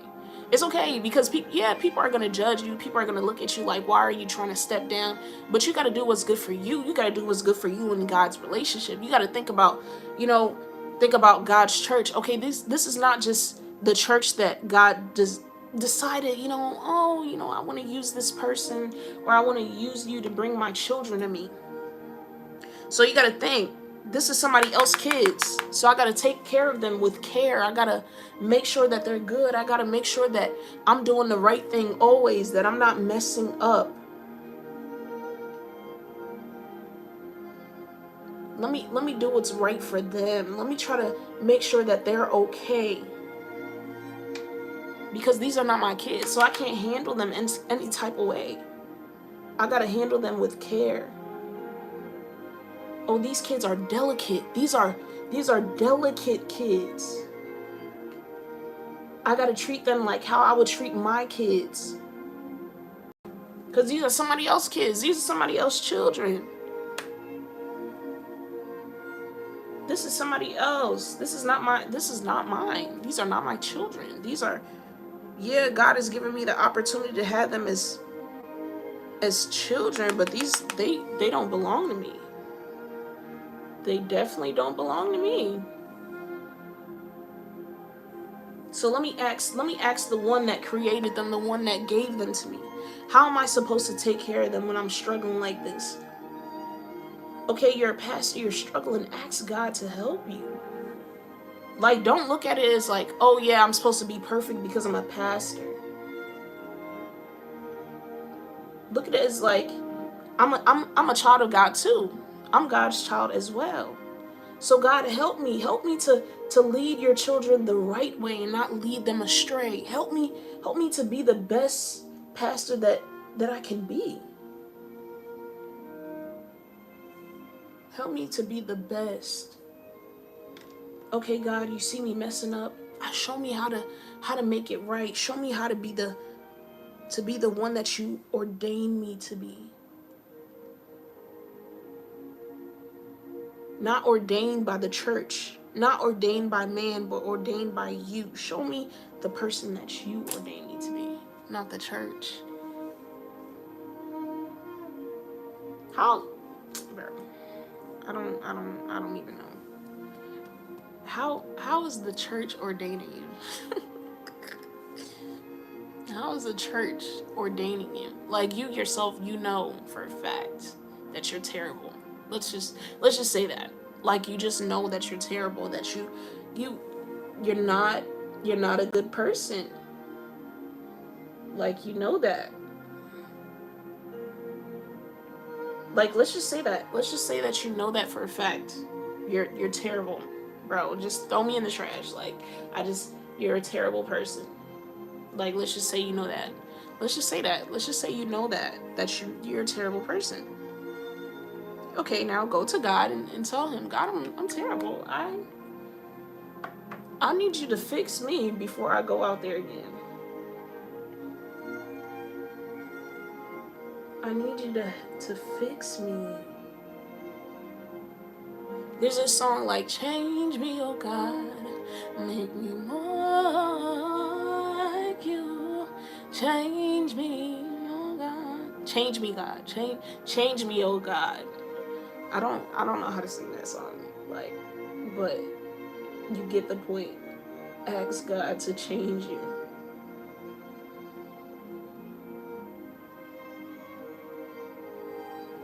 Ask God to change you. One thing about makeup, there's always one eye that's always gonna disrespect you. Let's just say that. Like this eye right now, this is the one. There's always just one. Not both of them, but just one.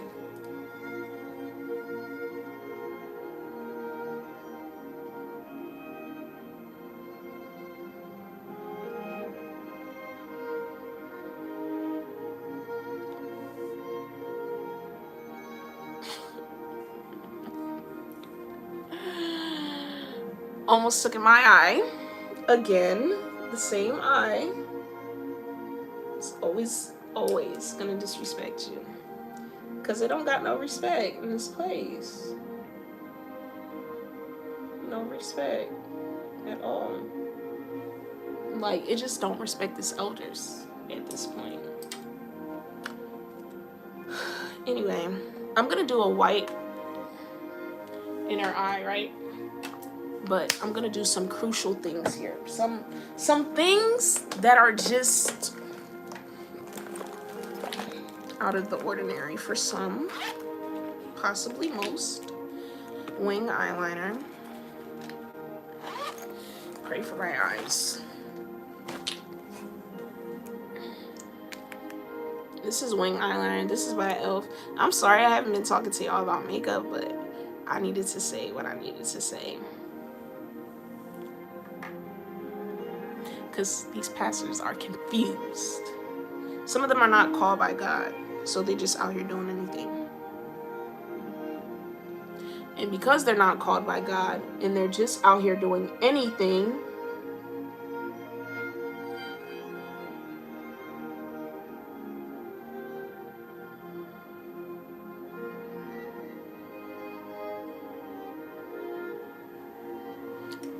they're kind of messing up God's name. It's almost like you working for a company, but they never hired you. You're working for a company that never hired you. Like, you're selling their product, and they don't even know that you're selling their product.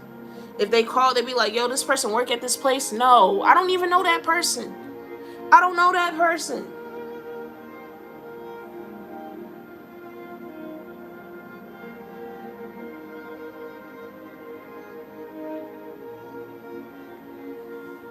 So tell me exactly how you're working for God and God doesn't know you. Tell me.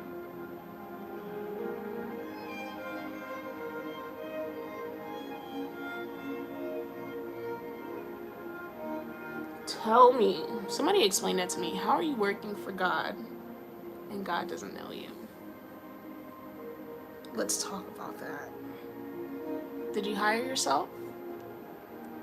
Did you hire yourself to work at this job that didn't hire you? Which company are you working for? Oh man, you see, there's always, you see that dot? Yeah, that's it.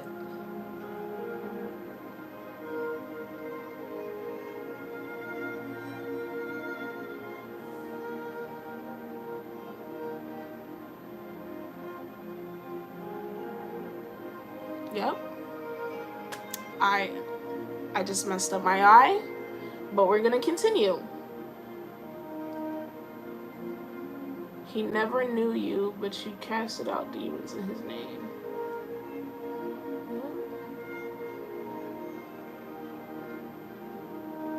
You're unemployed. Basically, you're unemployed. You're unemployed. You're unemployed scheming your way through.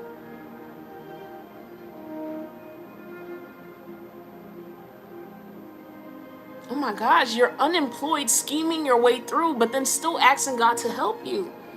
To help you scheme your way through his like you're messing up his name, but you're still going to him to ask him to save you. Mess up his name even more.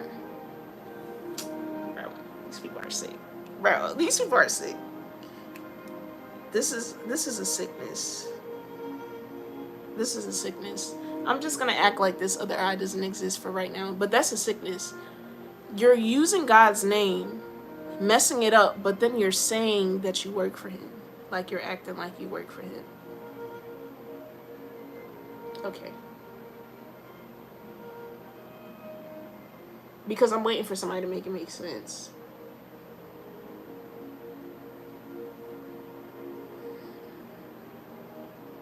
Yes, still trying to get unemployment benefits. Bro. See? Y'all preaching with me. See? It just worked.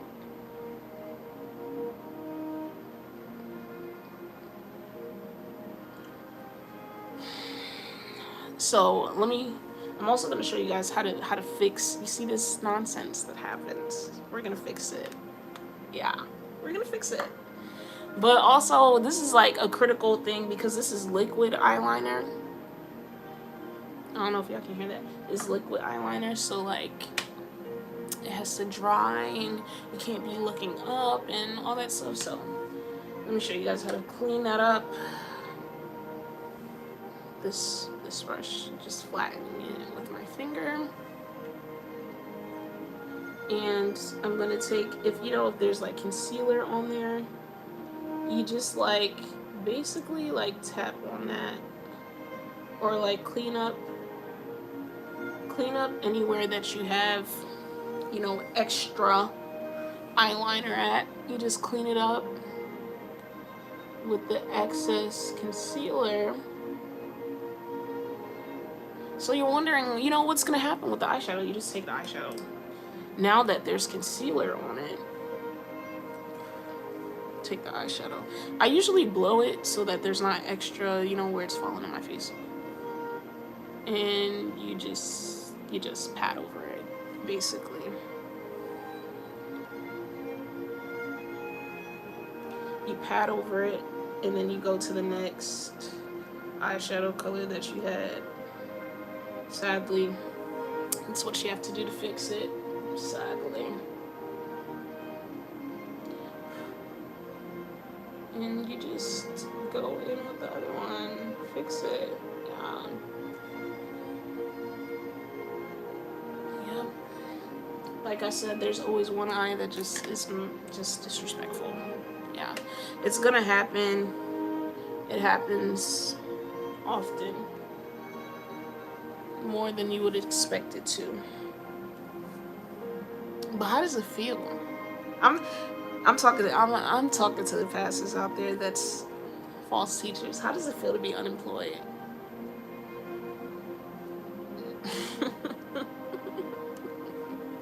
How does it feel to be unemployed? How does it feel? See, I gotta, so that it's, yeah.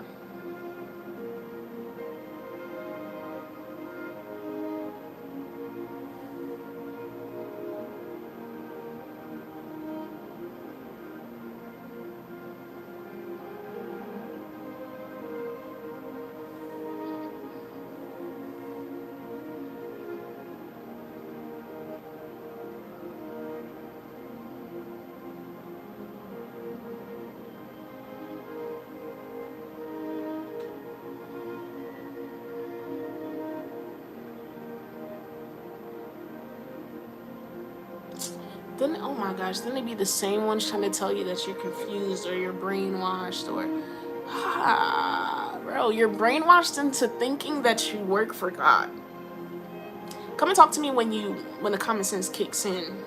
You are brainwashed into thinking that you work for God, and you want to come and talk to me? You want to come and tell me that I'm confused? Come and talk to me when everything is clear, when you know for a fact that you have lost your mind. When you come to the conclusion that you have lost it, then you can come and talk to me about being confused. Because then for a fact I know that you have lost your mind. And that you have just came here to confirm that you are trying to find it. You're trying to find what you lost, which is your mind. Because you're tripping. Like, in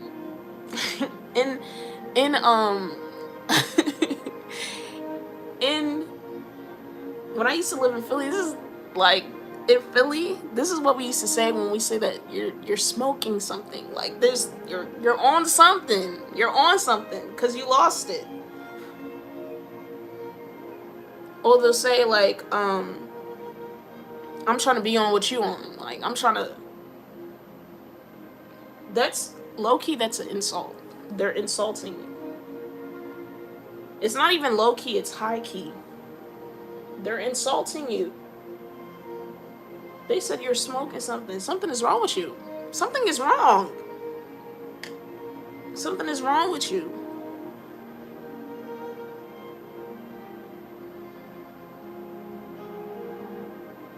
And you think that, you're all high and mighty because you carry a title. Yeah, exactly. You're on one. Something is wrong up here. And let me help you. I want to be the one to help you to bring it back. Run it back, because you lost it.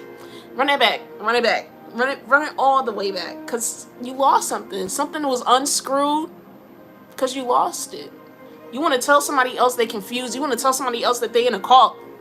But you're the one that lost your mind. You're the one that think you're working for God, and God doesn't even know you. You're the one that needs to be in the hospital, because you're the one that's lost. Jesus said he came to save the lost one. You're one of the people that need to be saved. You're not even called to be a pastor. You need to be saved because you're sick.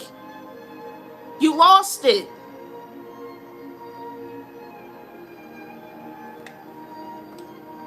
I'm going to be telling people they're confused.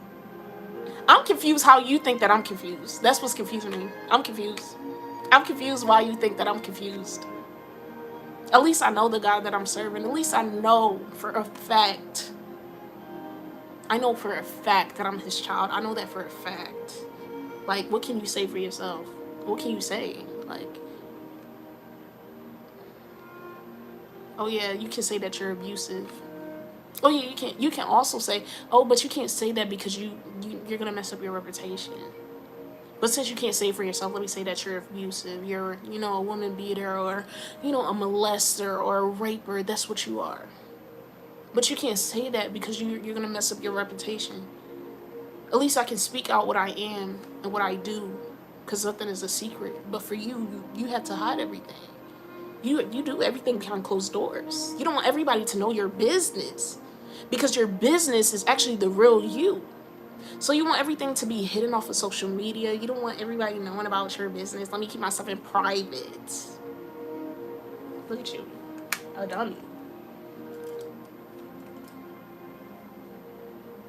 A dummy. A dummy. A dummy. That's what you are.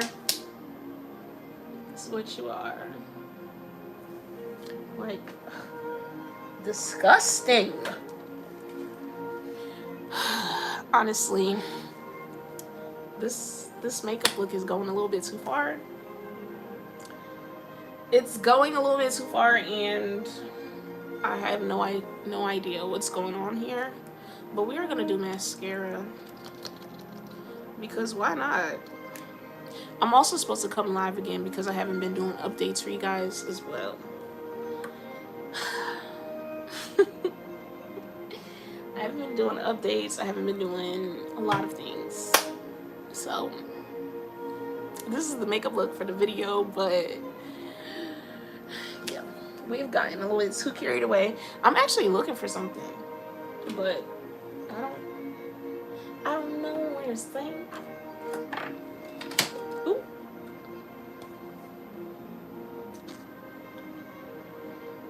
Man, I'm cracking up.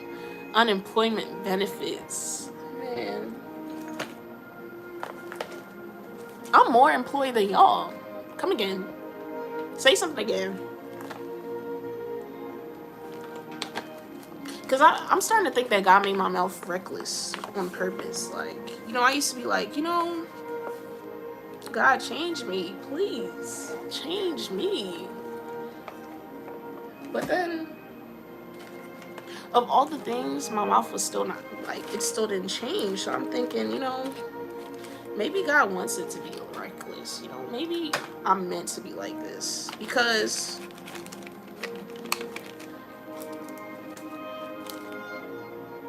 somebody's son lost their mind.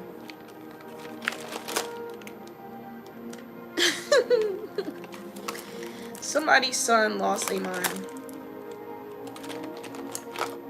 I remember this thing that they used to say, you are your daddy's son. Yeah, they work for the devil for real. They do. They do. They work for him for real. That's their father. And then they try to mistake, oh, see, this is why I wear glasses to do everything. Because the thing I'm looking for is right here. Okay. So question for you guys. White or black? Exactly. Exactly. White or black? Man. Somebody's son lost their mind. My God. So annoying. Lost it. Man.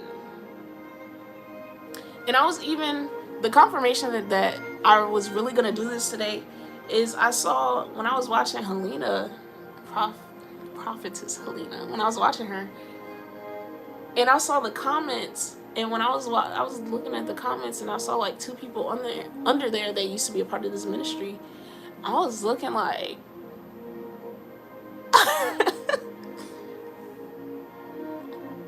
so I think my glasses need to be cleared because, well,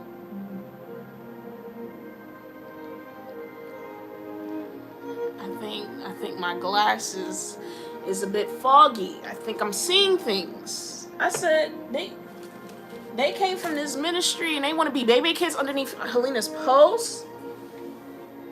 Somebody come and get their baby kids. It's not it. Alrighty. See, somebody responded black.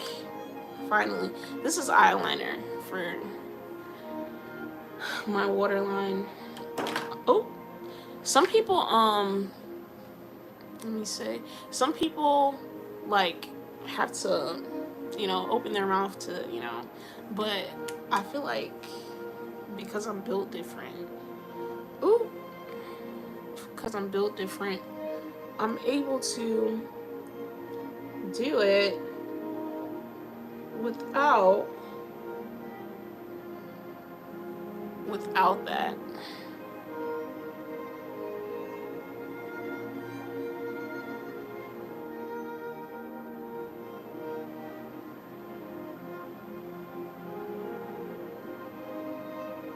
You ever like see people call you that never call you on a regular basis? Isn't that crazy? Yeah. This is the definition of what I mean, like people.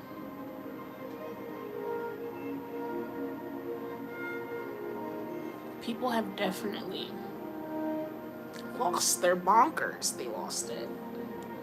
Someone dropped something on someone's head and they lost their mind.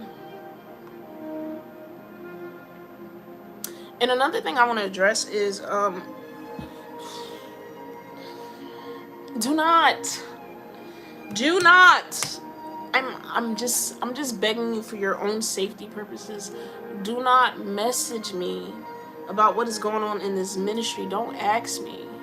Especially if you're not a part of this ministry, don't ask me. Do not fix your mouth to ask me what is going on in my ministry. Excuse me, this ministry is worldwide. Nothing is private. Everything is public. If you want to know, go look. Don't message me. Don't ask me. If you saw it, what are you asking me for? You saw it. What are you asking me for? What are you trying to ask me? What is happening? First it was Bishop. Now it's Pastor Isaac. What is happening?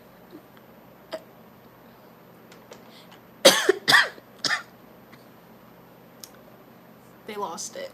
Somebody lost. Somebody messed these people up. Somebody was plotting, and they messed these people. See, now they got me choking. Man, these people are funny. But yeah, somebody messed these people up, like for real. Now I'm just going underneath my waterline with the same dark brown underneath. Like, don't come and message me if you've seen it. You've seen it. Now it's your choice to ask God. You have the decision to ask God, like, is this really, is this of you? Da da da da da. But because you guys don't really have like legit relationships with God, like, you're confused. You want to decide, maybe this person is confused. No, sweetie, nobody else is confused but you, because you're the one that's in my inbox trying to ask me what's going on, meaning that you don't understand what's going on. So shut up. You don't understand what's going on, so why are you in my messages?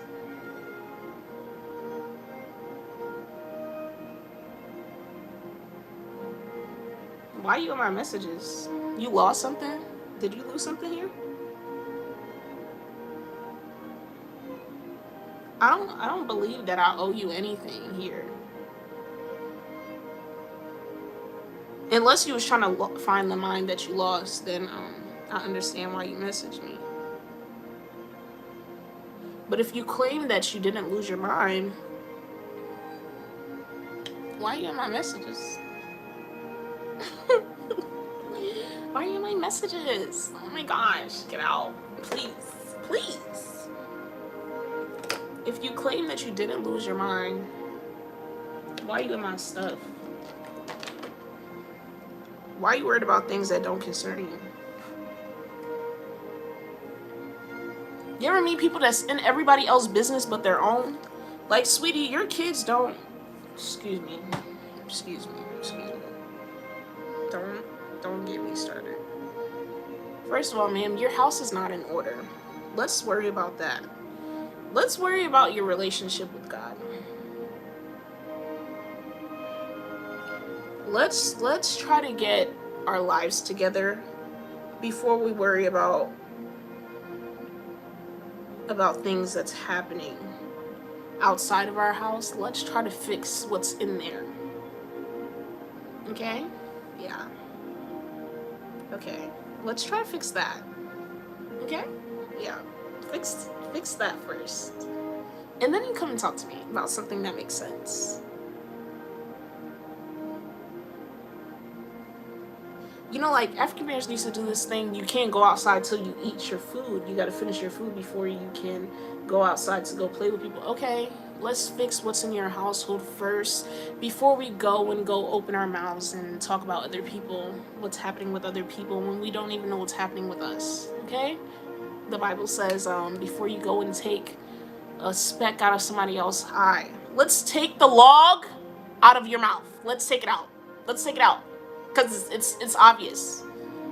If everybody else can see it, you should be able to see it. Let's fix your household. Then we come and talk about other people. Yeah, there you go.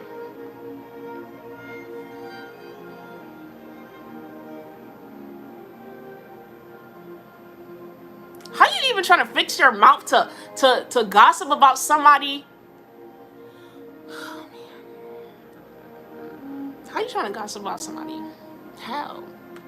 Have you seen your life? Have you seen it? Have you seen it? Because I've seen it. And I don't want that. I've seen it. I'm gonna wear these kind of natural kind of lashes today. Kind of natural-ish. I'm gonna take it out the pack so you guys can see it. I don't know who told me to do eyeshadow, but it's besides the point.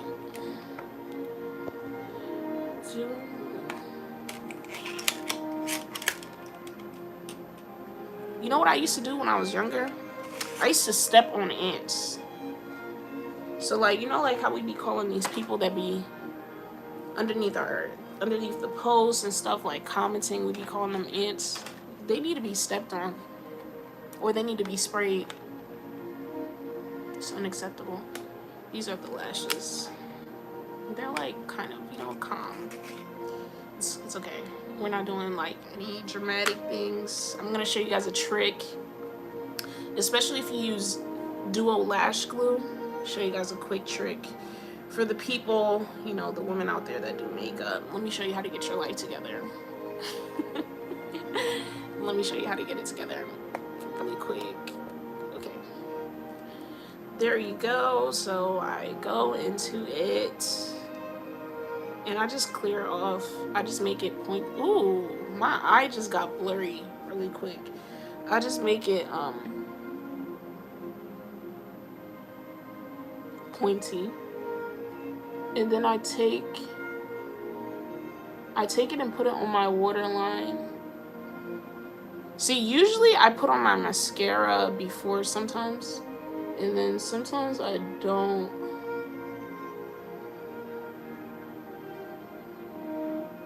Truthfully, it doesn't really make a difference. It doesn't.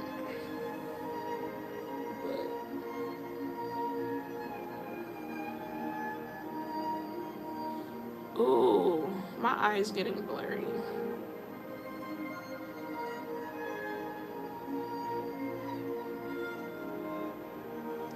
And then I go ahead, while that gets tacky, because you got a little dry a little bit, I go and take one of the lashes and put it on the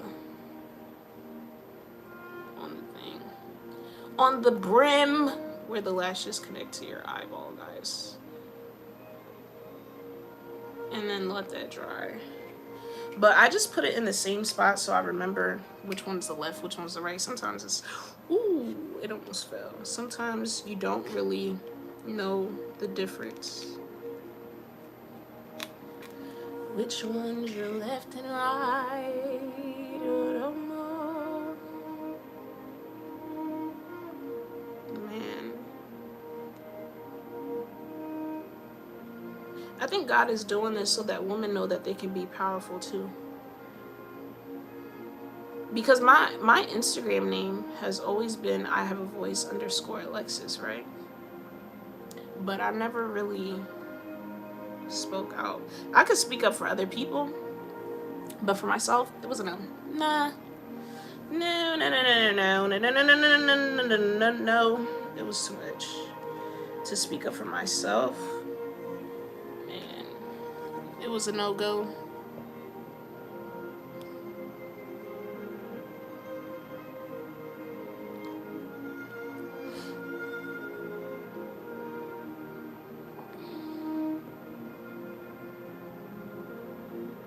Oh, let me show you guys.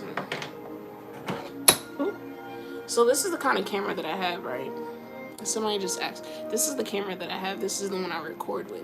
So like in the dream, I saw that the girl lifted up this part of the screen. I saw that she lifted this up. So I was like, because I used to record like this, right? But I couldn't see myself, so I would have to go back and forth to see, you know. But then, let me turn it on. But then, God showed me that I could, lift up the screen. See that? So like when I record down like da da da da da da da da do, I can actually see it. And so like this lifts up and this goes back down as well. You know? Oh, and also it also does this.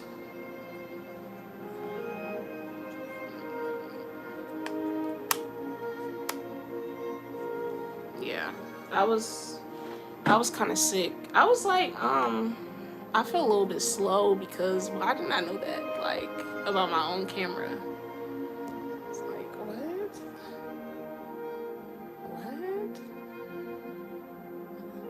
What? Like, huh?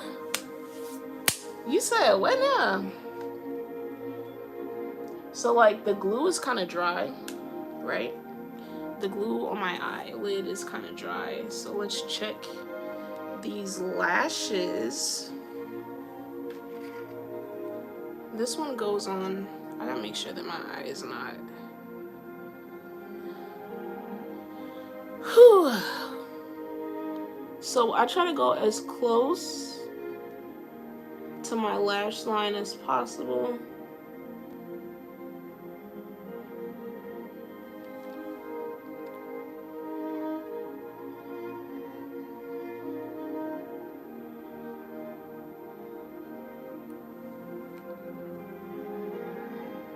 And there we go, we have a lash. We have a lash.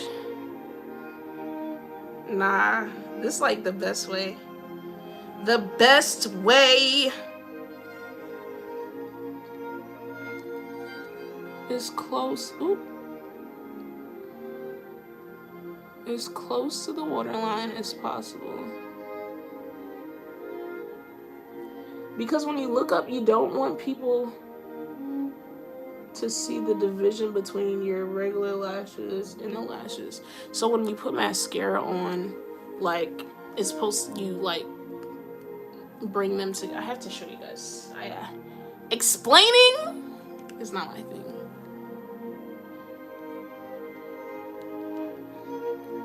Also, another way that I blend, I use my hand a lot too. Because I think, other than, ooh, is that purple? Ouch. Ouch, Charlie. Ouch. Anyway. Another thing. See, we're talking about stupid people and learning about makeup. Anyway, so like I brush going up. Thank you. To God be the glory. Because I don't know what I'm doing right now. I know this looks scary, guys, but it's not. You're literally just putting this.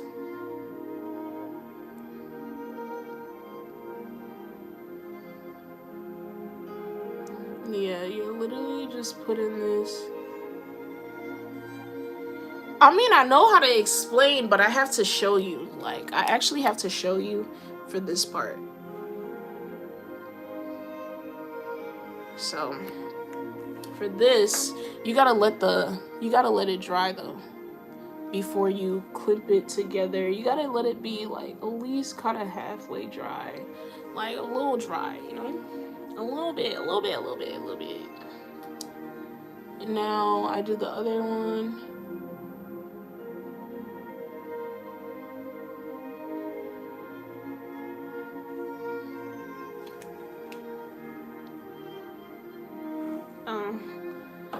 For the other one, yeah, I don't know. I kind of zone out sometimes when I'm doing my makeup. You just take your eyelashes and your actual eyelashes and the lashes, and then you clamp them together. You just push. Ooh, see, look, it's still sticky there. You just pull them together so that when you look, you see that? You see the difference between this one and that one? Ooh. Now for this, do the same thing. You see how my finger got stuck?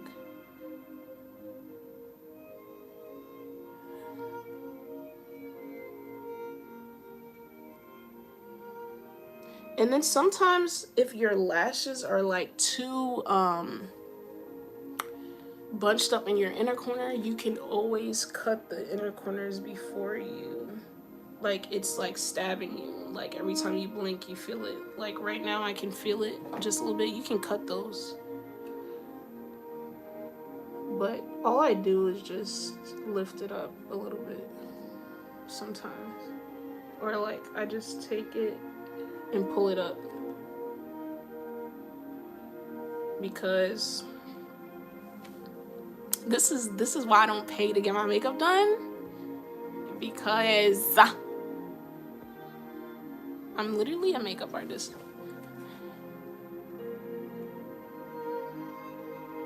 Yeah, I actually do my individuals, like individual lashes that look like this. I do them with my eyes open. And I actually use their glue that lasts long, but I haven't done that in a while, and I'm probably not gonna do it unless God releases me, because I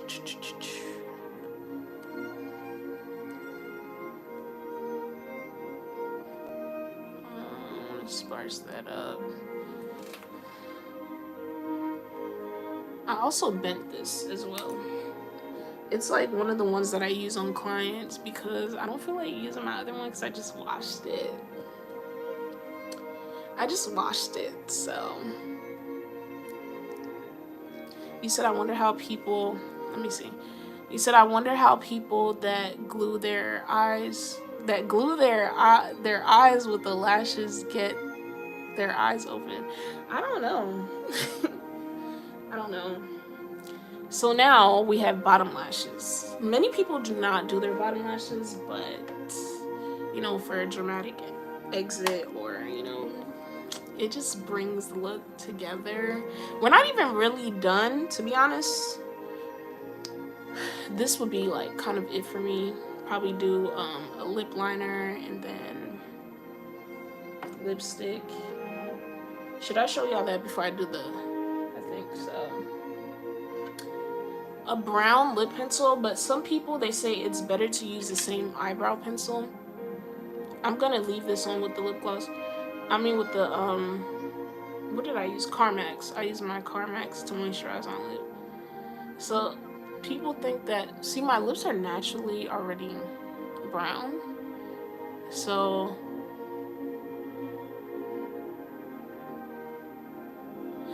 this, for contour, if you do powder contour, Connie, use this. This is for darker skin. This is, I don't use this one. I use the lighter one, the medium.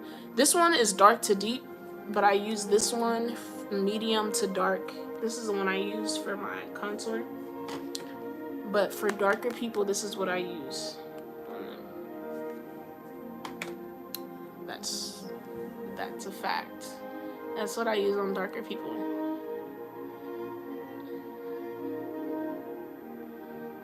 And it's in Walmart. It's Black Radiance company.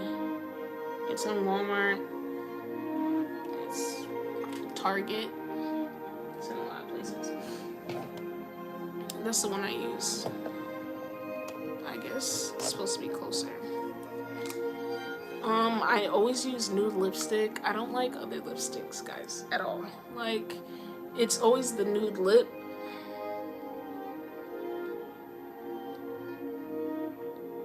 I always use a nude lip. I don't know how to, It's not that I don't know how to, I just don't like it. Simple. Ooh, things are just dropping. I just don't like using any other color. And I like when the brown lip liner and the lipstick is blended. And then this is my NYX Butter Gloss. I use that as well.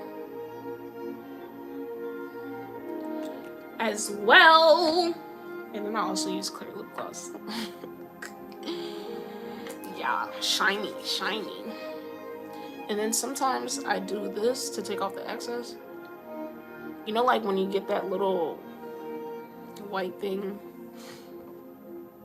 there's like this little white thing that comes in the middle of your mouth from you talking, and the spit, the saliva mixed with the lip gloss. It's just not a good combination at all. I'm gonna use this glitter lip gloss. It's Luxe. It's by ColourPop. This is in Renaissance. And I just apply that. Usually I would just put like clear lip gloss. But since Renaissance is right here, I'm gonna use Renaissance. There's like this, because of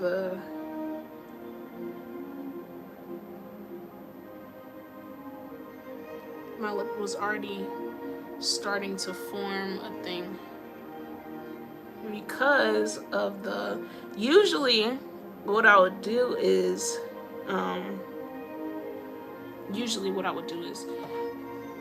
I use this on my lips so that my lips are not dry when it's time to do the whole shebang thing here.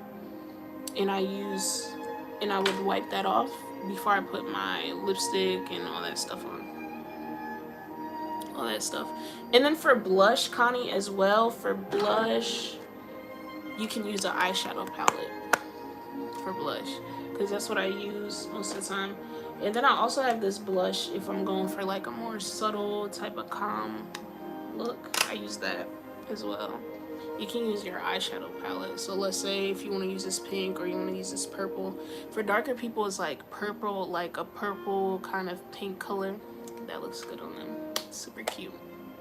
Super cute. I need to get my charger. That's what I need to get. My charger before my phone dies. Hold on.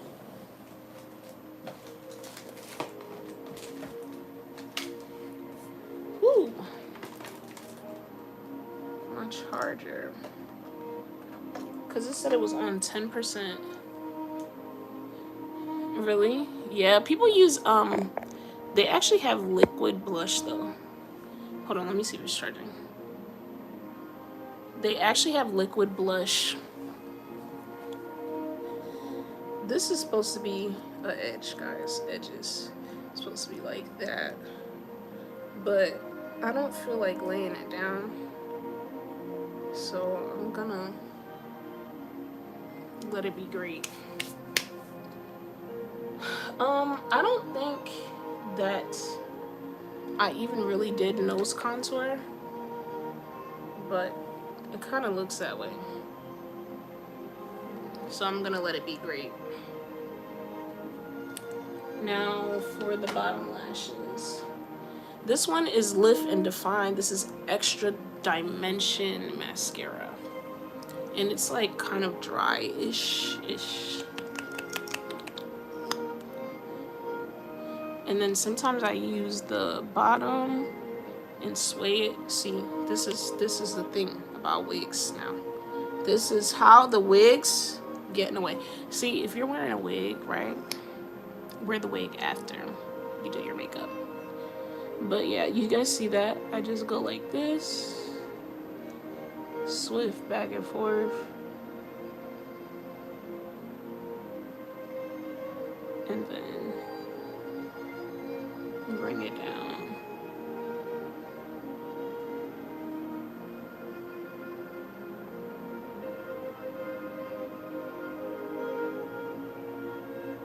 you gotta be really, really like light-handed with this because it could get on the, you know, the bottom of your waterline. I haven't done makeup in a long time, so bear with me. I've been being lazy, but question, how is your everyday life plan? Honestly, ooh, I just put mascara on my leg. Honestly, every day, every day is a different day because throughout the day I get like assignments and it's just tedious.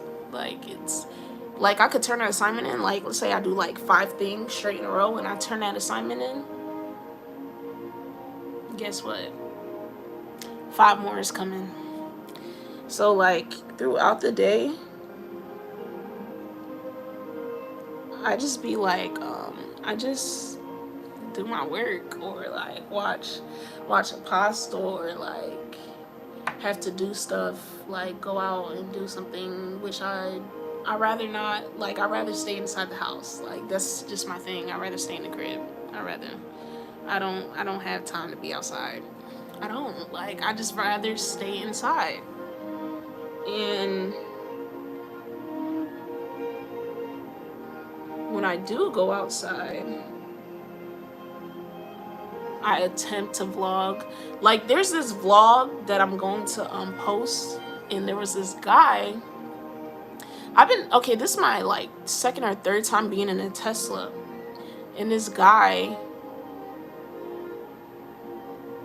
was like, it was something. It was like I could tell that he was talking to other voices while he was talking to me, if it makes sense. Like he was talking to multiple people while he was talking to me. And then like he had this laugh. I just was like praying for him. Like when I was in the car I was praying for him, but then I was also praying for myself because I was like, God, please make sure I get home safely. Because this guy was actually arguing with people on the road like they could hear him. But then I was like, I don't even know what to say or do. And then as in, like, he just acts as in Bible and stuff. Sometimes I do that when I first wake up or throughout the day. Like, when I say I'm taking a break from schoolwork, like, I'll get, like, he'll either tell me to watch a movie, like, let's say Matthew. I'm watching Matthew right now because I have to read Matthew. And then, I don't know, I just read throughout the day. It's in between the schoolwork. And then in the night, because I don't really sleep in the night, and then I sleep during the day. Like I'll sleep probably, let's see, I'll sleep later. Like let's say I won't go to bed till like 7 o'clock in the morning until I see like daylight outside. Then I'll take a nap. Then I'll quote unquote go to sleep or take a nap or whatever. That's me sleeping. And still wake up like 9, 10 o'clock. I don't know how it operates, but yeah, still wake up 9, 10 o'clock. And then if I wake up 9, 10 o'clock and I'm still tired, I'll just go back to sleep and then wake up at 12 in the afternoon. And then I'll just start my journey. But I don't really be doing anything. I just be chilling. I don't really be doing anything. It just be me, God, and it's just me and God because it's crazy out here. And then I was sick. That's something that I'm supposed to talk about in the next video. I've been sick as well. I've been sick a lot. I've been getting sick, having some stomach issues. You know, they've been kind of fighting this school thing. I've been having chronic migraines on one side of my head. And you know, today is one of those good days, so I don't have time. Yeah, you know, like trying to get my life together. But they've been fighting this school thing, so I've been having It's like they was trying to make me have a mental breakdown or something.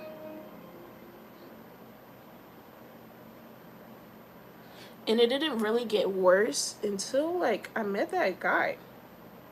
I'm not saying that it's from him, but when he was talking, I was, like, trying to help him understand, you know, God and stuff like that.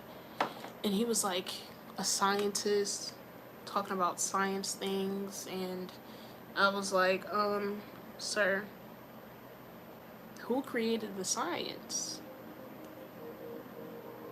God did. So that being said, whatever you got going on over there, what are you talking about? God created that. God created that person that created that book.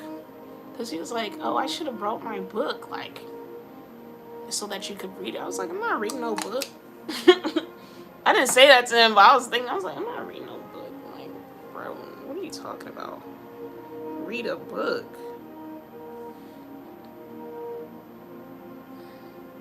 That's where I have my natural birthmark. Yeah. This is what we do. But yeah, I was like, I'm not reading no book. That reminded me of when I went to go evangelize, when we had this fasting. And I went to go evangelize. And this lady was trying to get me to read this book about Mary. Like, she was trying to force this book on me. And God said, I better not take that book. You say you better not take that book. And I was like, you know, if I decide that I want to read it, you know, I might come back for it. Like, I was trying to convince her, like, I wasn't trying to be rude and be like, girl, I'm not reading that book. But, like, she just kept, I said, ma'am, it's okay. I don't want any parts. I'm okay, you know, thank you for the offer. But I'm good. Like, go ahead with your book, please, before you get me in trouble. She was like trying to force this book on me. I'm looking at her like, girl, what is going on with you?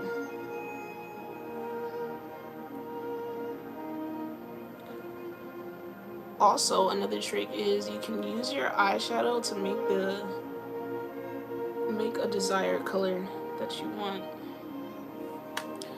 My eyes are blurring out, guys. I just felt a heavy one just pass me. My God. Finna knock me out. Finna knock me out now. Wow. We can see. Praise the Lord. It's like, no, I can see. I can still see. I can see. And then you guys see like small lines. See, it's a good thing that we want here, you know? Small lines, I could just spray it. Spray it, right?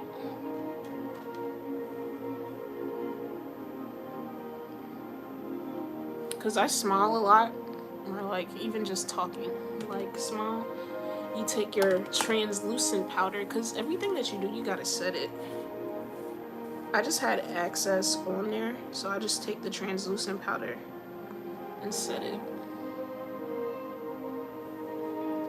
Also, like, if you have hyperpigmentation where like on top of your lip is darker or the bottom of your mouth is darker, what I did with the concealer earlier, you could do that, or you could also use a color corrector. You see how that's looking right now? Yeah, crazy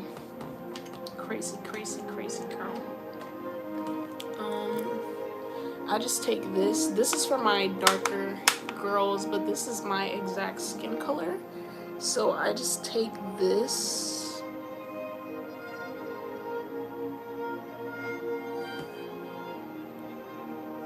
and do that. Just put that on there.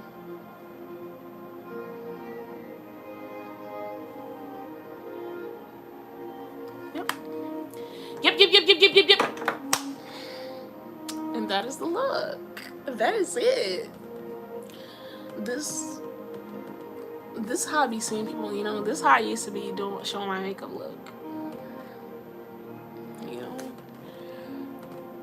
not knowing when you just blink, people can see, or like you look down, But I used to be like, just blink, sweetie, blink. But normally I would have earrings, and I don't really like big earrings. I like studs. I used to be a little tomboy, just a little bit, but not really. I don't really do.